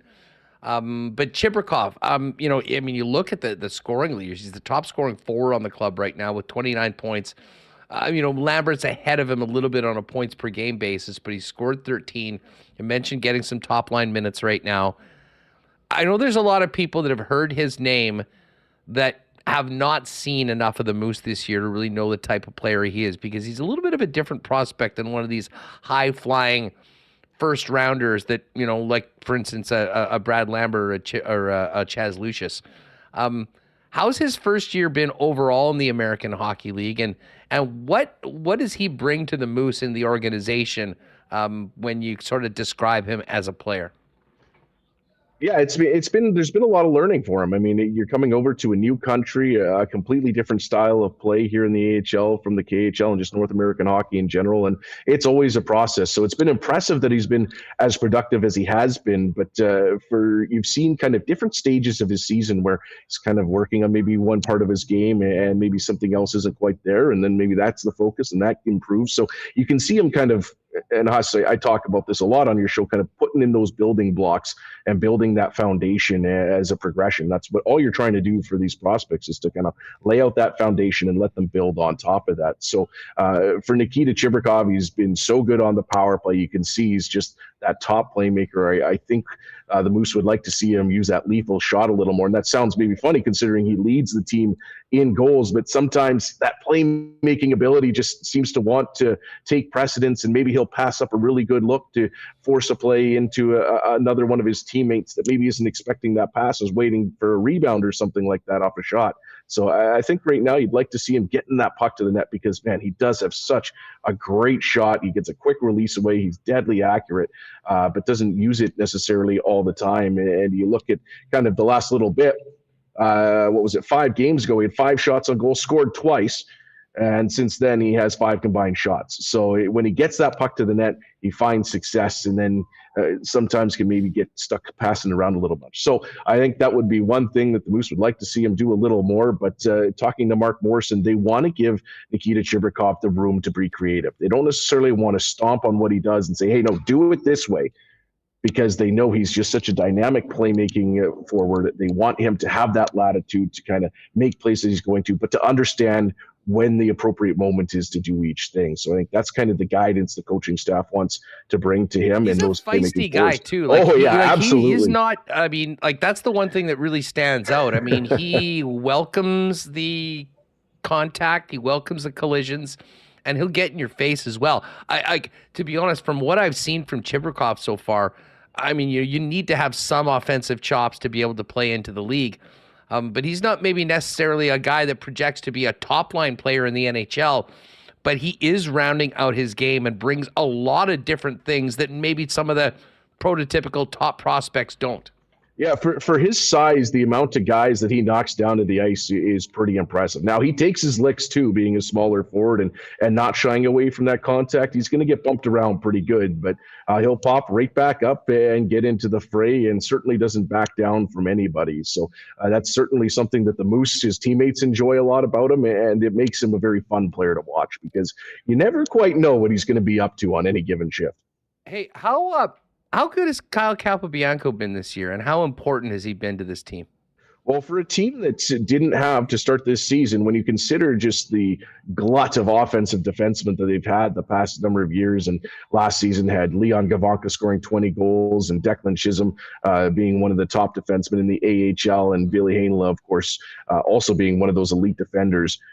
All of a sudden, the Moose didn't have any of those guys. And Kyle Capobianco came in and got off to such a hot start. I mean, it took him maybe a couple of games, and then all of a sudden he racked up, I believe it was 12 points in 6 games, and then cooled off a little bit. But since then has kind of picked up that pace, and now he's a guy that's got 4 games with at least 3 points on the board. So some nights he is absolutely driving the offense. And in Chicago, scores the game winner on an absolute beautiful move and then shot during a 4-on-4 segment. So he gives the Moose just that ability to push the pace offensively and then get back defensively because he's such an elite skater and just creates so many problems for teams. And now all of a sudden he's leading the team with 30 points in 36 games. He's got 7 goals on the season. He's just a hair outside the top guys for the AHL scoring lead among defensemen, just a couple of points back of Brant Clark and Matt Donovan. So he's certainly been every bit the offensive defenseman the Moose need. And now with Ville Heinola, maybe I'm teeing you up here for this one, Huss, to get back in the lineup. It just gives the Moose another weapon off the back end. And all of a sudden, we've seen a little more confidence from the Manitoba defensemen. They've scored 4 of the past 7 goals for the Moose. So a big reason the Moose have found success this week on this road trip has been their back end. Well, and speaking of that back end and some goals, Ville's got a couple. He's got 2 and 2 now in 7 games. I mean, listen, he had a brutal first half. I mean, was on the cusp of being in that opening lineup for the Winnipeg Jets, breaks his ankle, misses the first half of the season, comes back. How has he been on the ice? How is he progressing? And how's his head at being back, with familiar faces and actually getting a chance to play to hopefully progress towards making that jump to the NHL? He's really excited to get back in the lineup when he did in Laval. I mean, you could see he was a little nervous, I think, just to get back in. But once he settled in, same old Billy, he's so even keeled. I mean, he's not too high, not too low. It's one of the great things about him as a player, and just his attitude with the whole thing. He, like you mentioned, he went through a real tough time, and he called it a bit of a dark place, but he got through it with help from his family. He spent some time over there in Finland at the very start of his recovery, so he was able to kind of get away from the business of hockey and the day-to-day and just kind of relax and be with his family and take time to himself.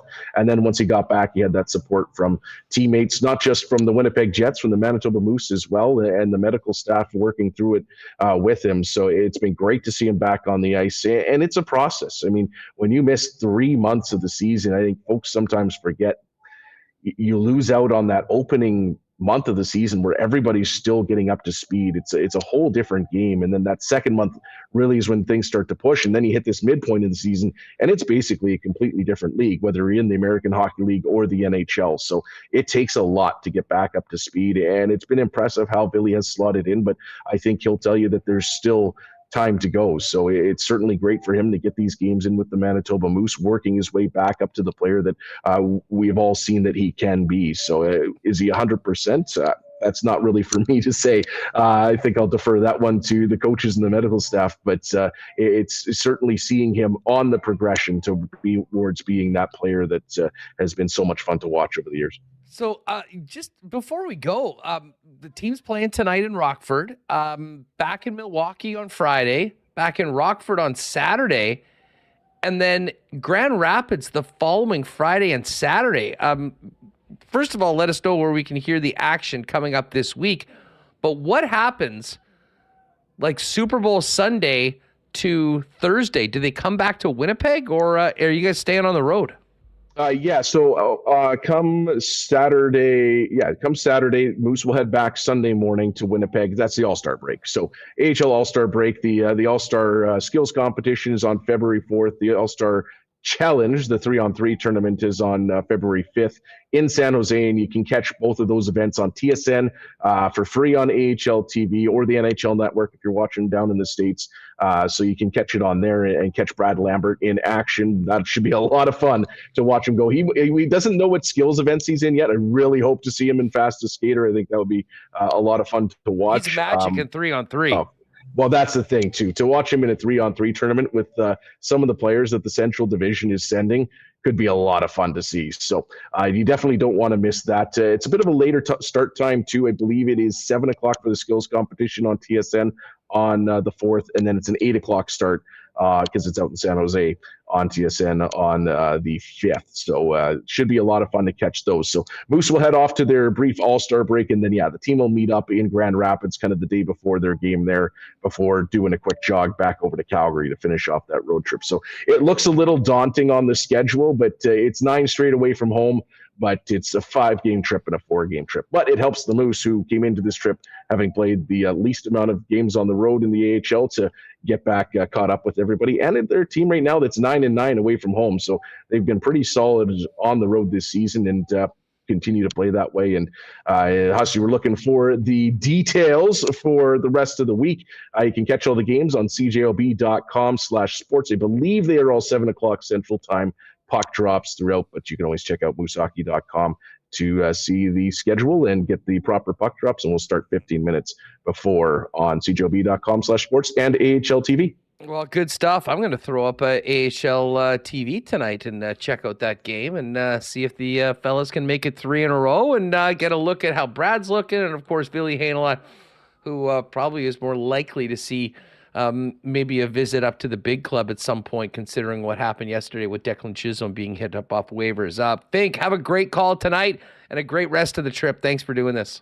Thank you very much. I'm going to sneak in one more plug. Sorry, Huss. Please do. With the Jets off right now for the break and All-Star break, this is a great time to remind folks, if you are a Jets ticket member, you do have access to AHL TV the account there. So if you've signed up for that previously, be sure to try and take advantage of that, or search. If you haven't, search back through your emails. I believe there would be something in there from way back at the start of the season to try and get you signed up. Hopefully there was no deadline on that. But if you have signed up for it in the past and you are a ticket member, be sure to take advantage of that this week. Good stuff, pal. We'll look forward to the game tonight. Thanks for doing this. Thanks, Huss. Talk to you soon. Good stuff. There is our pal Dan Fink, and man, we're I'm looking forward to this Moose game tonight, just to get a chance to see. I mean, I've been out to some of the games at home, but there's so much going on with the Jets on a day-to-day basis that this is a perfect time with a weekday game and not much else happening to tune in. So that's a 7:00 game, and a great reminder from Fink that if you are a season ticket member or a ticket package holder,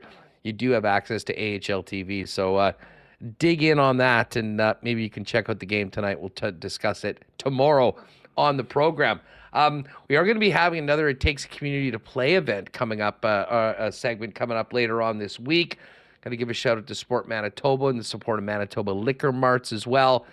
And I have a feeling, unfortunately, we'll be getting more details on what's happening with the 5 individuals from the 2018 World Junior team that are going to be turning themselves in to London police. I believe Alex Formanton, who came back from Europe where he was playing, was the first one to do so.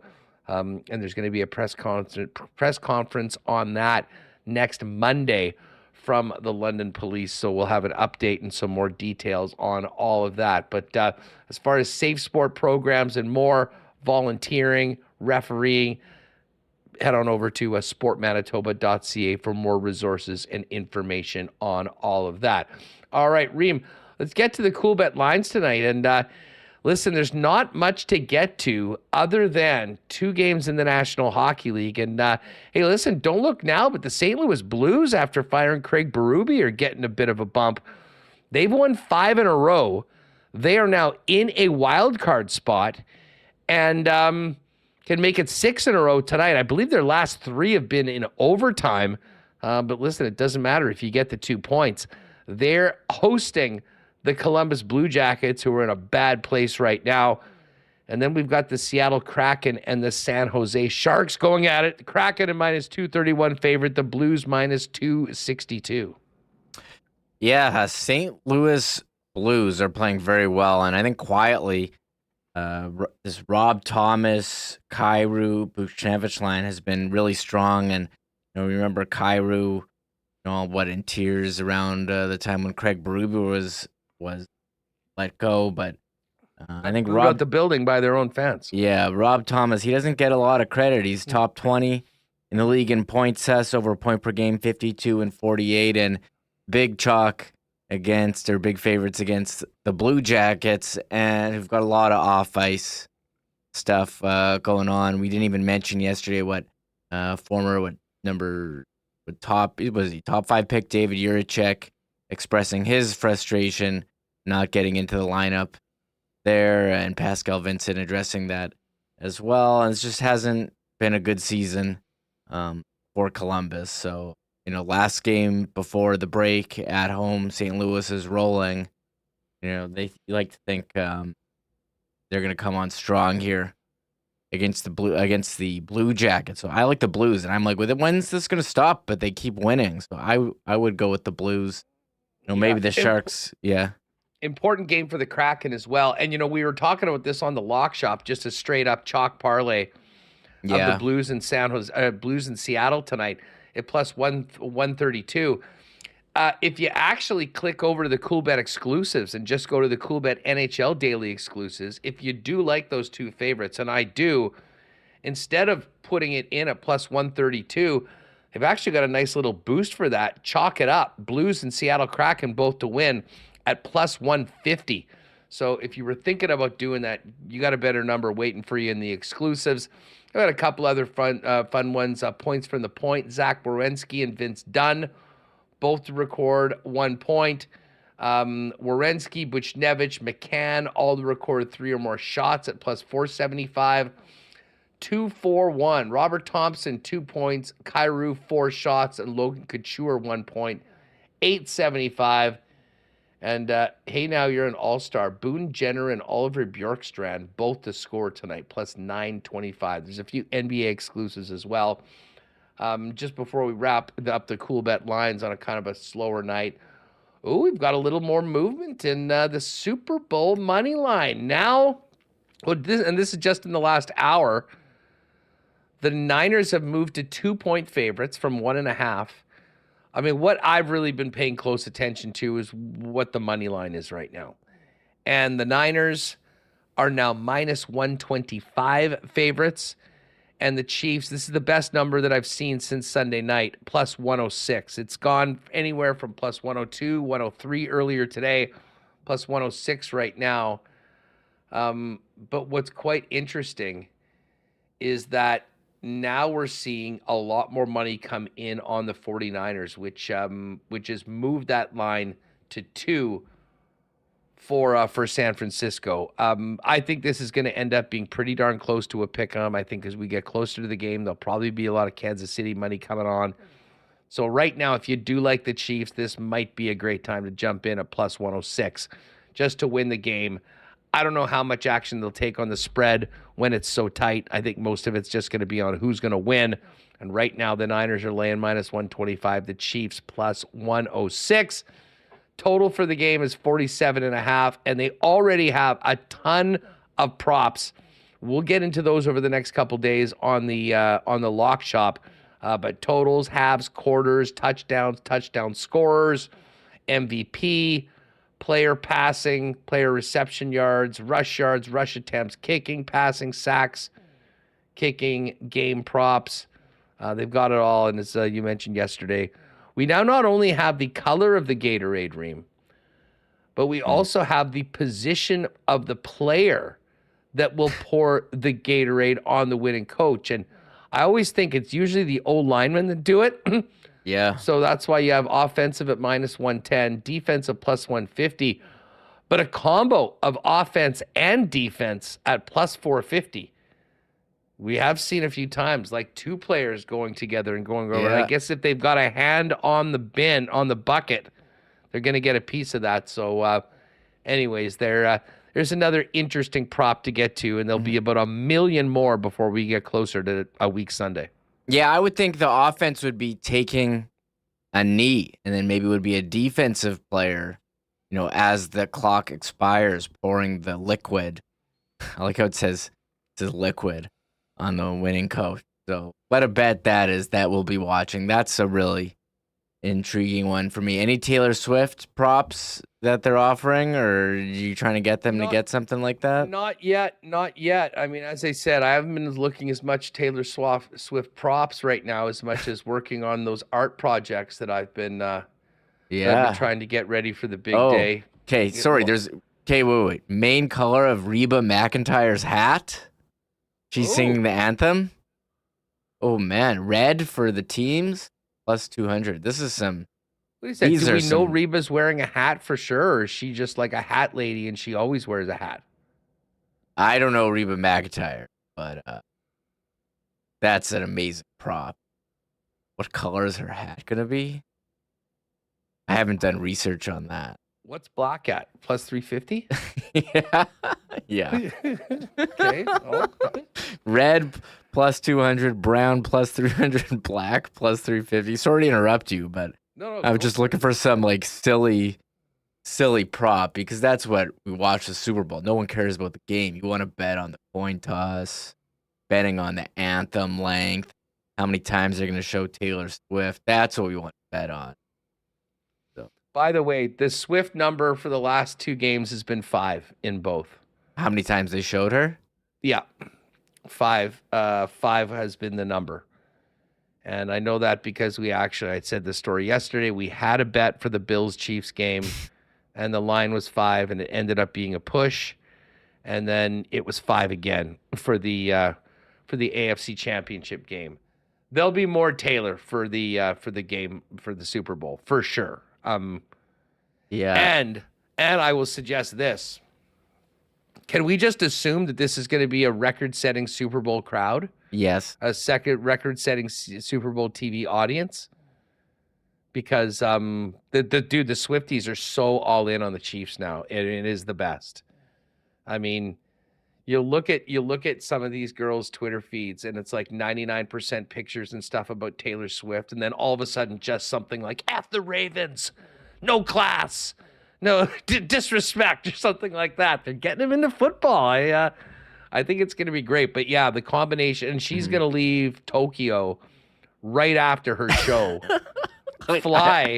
fly from Tokyo to Vegas. The good thing is, though, there's a 17-hour time difference. So she's going to leave at like 11 at night, or call it midnight, Tokyo time, and is going to get to Vegas at 6 p.m. because I guess there's the international date line or whatever. Bottom line is 17-hour difference. So she should be there Sunday night, maybe go out with Travis for a nice dinner, get her beauty sleep, and then get ready to put the red on and see the Chiefs and Niners do their thing in the Super Bowl. We were worried, man. I was so worried she wasn't going to be able to be at the game. Well, and you know what? This is also going to be her 13th game of the season. And I'm not sure how versed you are with Taylor Swift, but 13 is her lucky number. 13 is... Yeah, you know that now? Oh, for sure. Like, I'm not entirely convinced that she is not some sort of like a sorceress or something like that. But there's a lot of wild things going in. The numerology on the Swiftie streets about the Chiefs, it's next level right now. And as I said, it all points to good things for the squad. I heard there was a flight from KC to Vegas where they numbered it on one way is 87 and on the other way it's 1989. 87 for Travis Kelce and 1989 for Taylor Swift's album. So I love it. I love it. Are you going to be watching? You don't think Travis Kelce, is there a bet? Is he going to be at the Grammys on Sunday when she performs? I was thinking about that. Now, Sunday night, I guess the team probably is leaving. I don't think so. Monday morning? Or are they there? What day's media day? Is that Monday or Tuesday? It's probably Monday night. I assume the Grammys is in California. Yeah, it's probably in LA. It's usually in LA. I'll double check. You know what? Listen, if she can rip back from Tokyo to Vegas, I'm sure Travis can pop in just for a nice little evening in LA. It's at crypto.com arena. Is it still called crypto.com arena? Is that still a thing? Shockingly, it is still called crypto. Are they paying in Bitcoin? Like, are their payments clearing? Yeah, I don't know how long that's gonna last, but that's what it's called. So, I'm curious to see if Travis is gonna make it. I don't know if you can bet on that, but I think, like, what if he went on stage with her during the thing? So I'm pretty invested.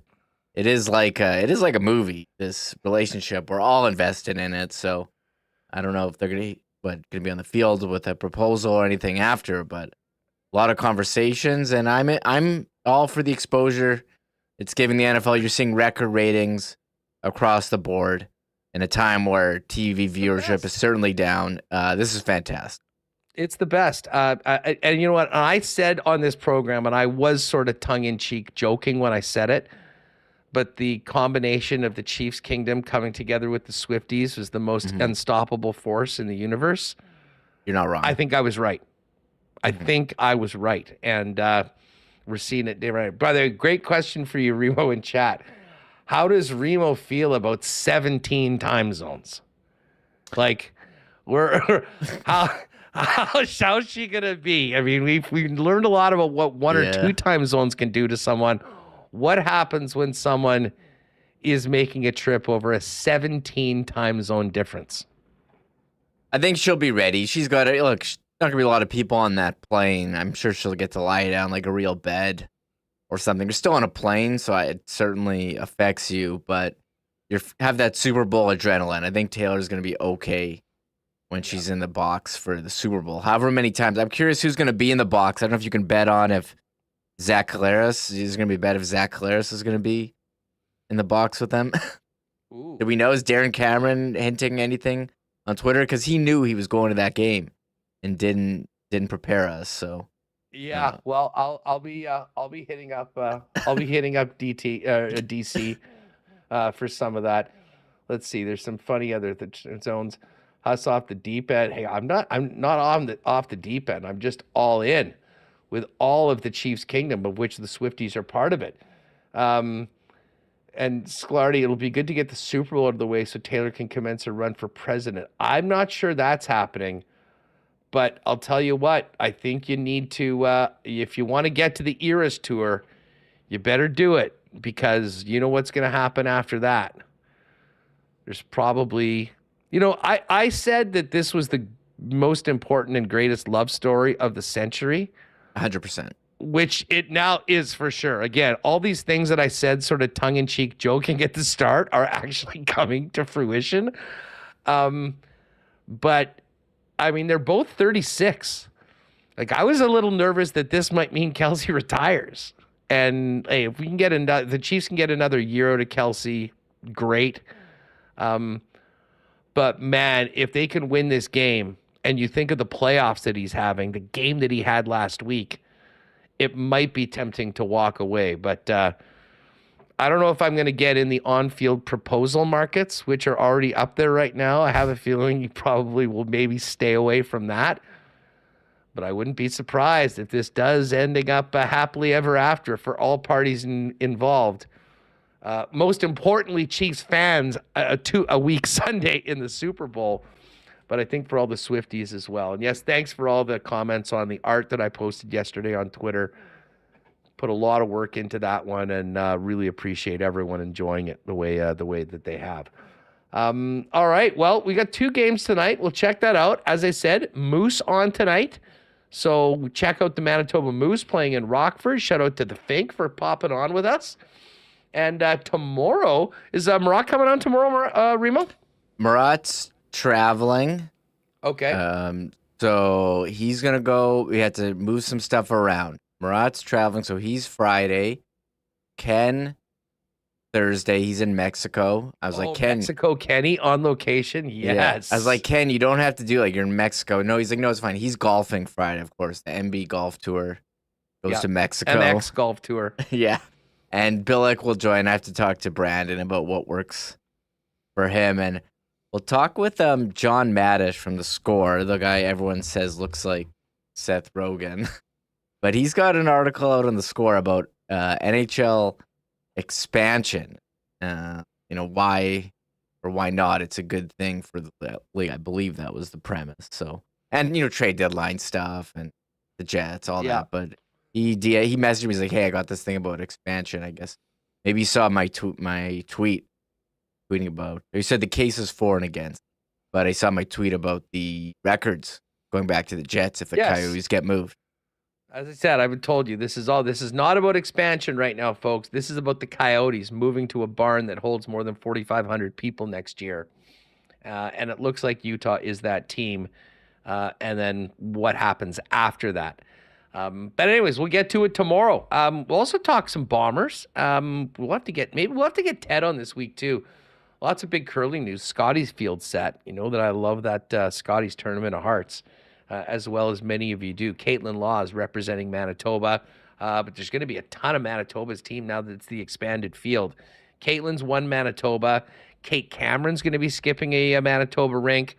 The queen herself, well, the 2 queens, Carey Anderson, 4-time straight champion, and of course Jennifer Jones also there as well. So we'll get to that later on this week. I think we're going to have Rob Vanstone on. He's got a really neat book on maskless goalies. So we're going to have Rob on and find as well. Did I see in the chat that there's been a move in the play-by-play booth of the Saskatchewan Roughriders? Oh, yeah. This was big. Justin Dunk tweeting this breaking news out, during the show. And yes, Michael Ball being replaced as radio voice of the Saskatchewan Roughriders. Here it is from Justin Dunk. He will continue to host Sports Cage, but they're going in a different direction for the play-by-play. So that's some CFL. The real ballsy. Well, yeah. I mean, listen, I thought he was a little bit of a wild man and sort of unhinged, but I won't do a touchdown dance for someone losing a job or anything like that. We all know how much that sucks. I guess it's good that he's still doing the sports cage or whatever, but I'll give him credit for one thing. He is passionate about the Riders and is definitely ride or die. I personally wouldn't mix it up on the Twitter streets as much as he did with a lot of fans. But anyways, he'll still be able to get to host a show every day and talk about the Riders. So I guess we'll see who is going to be the new Rider voice. Of course, Derek Taylor was that guy. He left. Ballsy is in, and now Ballsy is out going forward. One last thing. McRib Day. McRib is back, Remis. Yeah, I'm not really a big McRib guy. I saw they had the crispy honey chicken. I wanted to try that. I've heard that's awesome. The crispy honey McChicken. Yeah. I think they brought it once to the old station, and I had a sample there, but I'm not super hyped with McRib. I will say, though, if you're going to go do it, make sure you get the app, because if you're going there without the app, you're doing it wrong. You're getting hosed. I talk about this with my friends all the time. The prices of fast food these days, obscene. I remember... A lot of inflation. There's no more, truer that shows nothing shows inflation more than when I go to fast food expecting my value picks meal to, be $5 and they're telling me it's 10, and I'm like, what's going on here? So, it's wild out there. I feel for all the teenagers who just get their license and need something to do, and you go through the drive-through and they're gouging you there. Used to be a lot cheaper back when I used to go. So make sure you get the app. Save yourself some money. Yeah, that is nice. Joel Kevinson, the hot and honey chicken is the bomb. I have heard that it's really good, and that's actually surprising that I have not tried that yet. Hey, I'm McRib for life. I'm very fired up about it. I didn't know this was happening. I saw a CTV news report 2 days ago out of, I believe, Saskatchewan, that it was coming back Canada-wide this week. And then I saw a bunch of tweets about it today. That was a news report or an ad or a commercial? CTV News. No, CTV News. CTV paid for that? This is where, this is the state of big J journalism today. You know what? Maybe they're just going for the things people want. Everyone's been talking about it. McRib is back. So, yes, there will be a McRib in my future. But it does get me thinking, and I know people are looking for a rant. Remis, you and I have been in lockstep on this ever since I met you.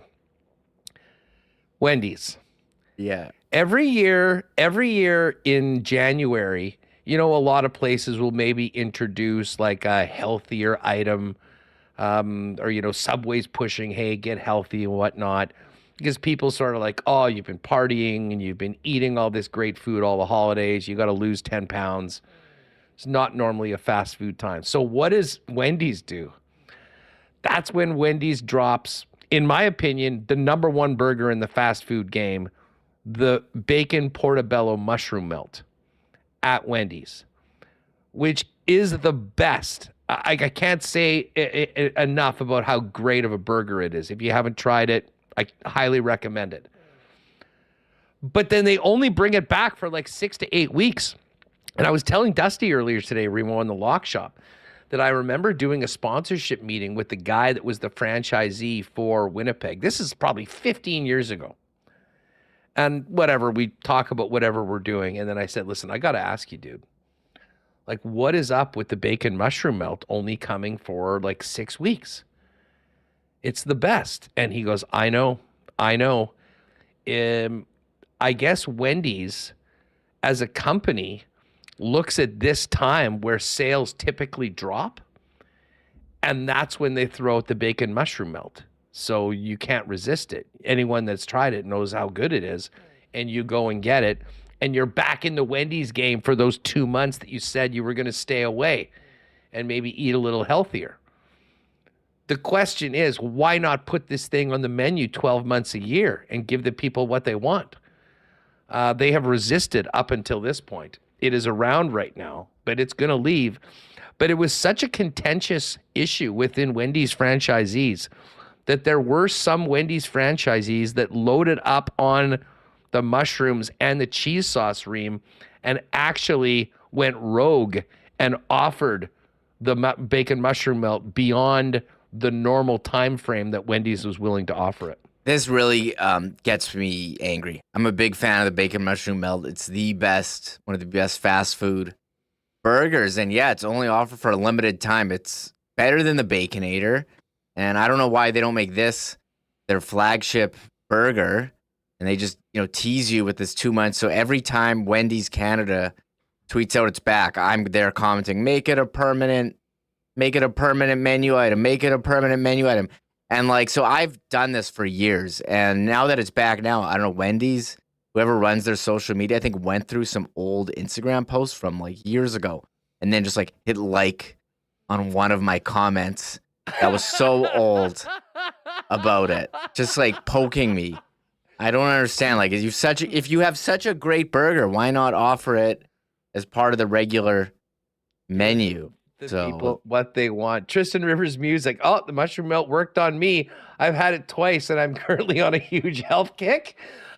Yes, exactly. And I see some people like Son of Dirk and Miller Time Musher Gross. Let me be clear with you folks. I am not a mushroom guy. I have never asked for mushrooms on anything. I guess now that I'm older, I might have a nice grilled mushroom with a steak or something like that. But mushrooms have never been in my wheelhouse, something that I liked until the bacon mushroom melt came along. And it is perfect. It is perfect. I usually love onions so much. I put onions on a bacon mushroom melt once. It just didn't work. You just can't screw with something that is as close to perfect. And as a fast food connoisseur, I will tell you that bacon mushroom melt is at the top of my power pole, but only for about 6 weeks because then they take it away until the new year, which still irks me. If anyone has any contacts with the Wendy's folks, put them in touch with us. We need to make a plea and to someone that can really make a difference. Yeah. For the people. For the people. Yeah, seriously. All right. Well, in that case, who is doing something for the people? McDonald's is apparently bringing the McRib back. So if you're a supporter of McRib, get at one today. And I will do that, but trust me, there'll be another bacon mushroom melt coming up soon. Always love a little fast food chat to end the program. That's going to do it for us, gang. Oh, man, hard to believe on such a dead day, we still ended up going on way long. I thought we were going to end early, but just kept going. Apparently not. There were important topics that needed to be discussed after the show and the Coolbet Lines. Gang, have a great night tonight. Enjoy the weather. It is freaking gorgeous outside right now. Get outside if you can. We'll be back tomorrow. John Mattis. More Jets talk at the offseason. A little bit of Bombers and CFL free agency. So don't miss it. And, of course, we'll look ahead to Kyle Connor and Connor Hellebuck and Rick Bowness being at the All-Star game as well as we get closer to the weekend as well. Thanks to our guest, Dan Fink with the Moose, 7 o'clock tonight, Moose in Rockford. Of course, Dennis Bernstein and Mike McIntyre. And, of course, thanks to Michael Remis behind the scenes. You all have a great one, and we'll catch you tomorrow right here on WST. Oh, my God! Oh! Shut it down! Let's go home! Thanks for tuning in to Winnipeg Sports Talk Daily. Make sure to subscribe on YouTube and your favorite podcast feed at winnipegsportstalk.com.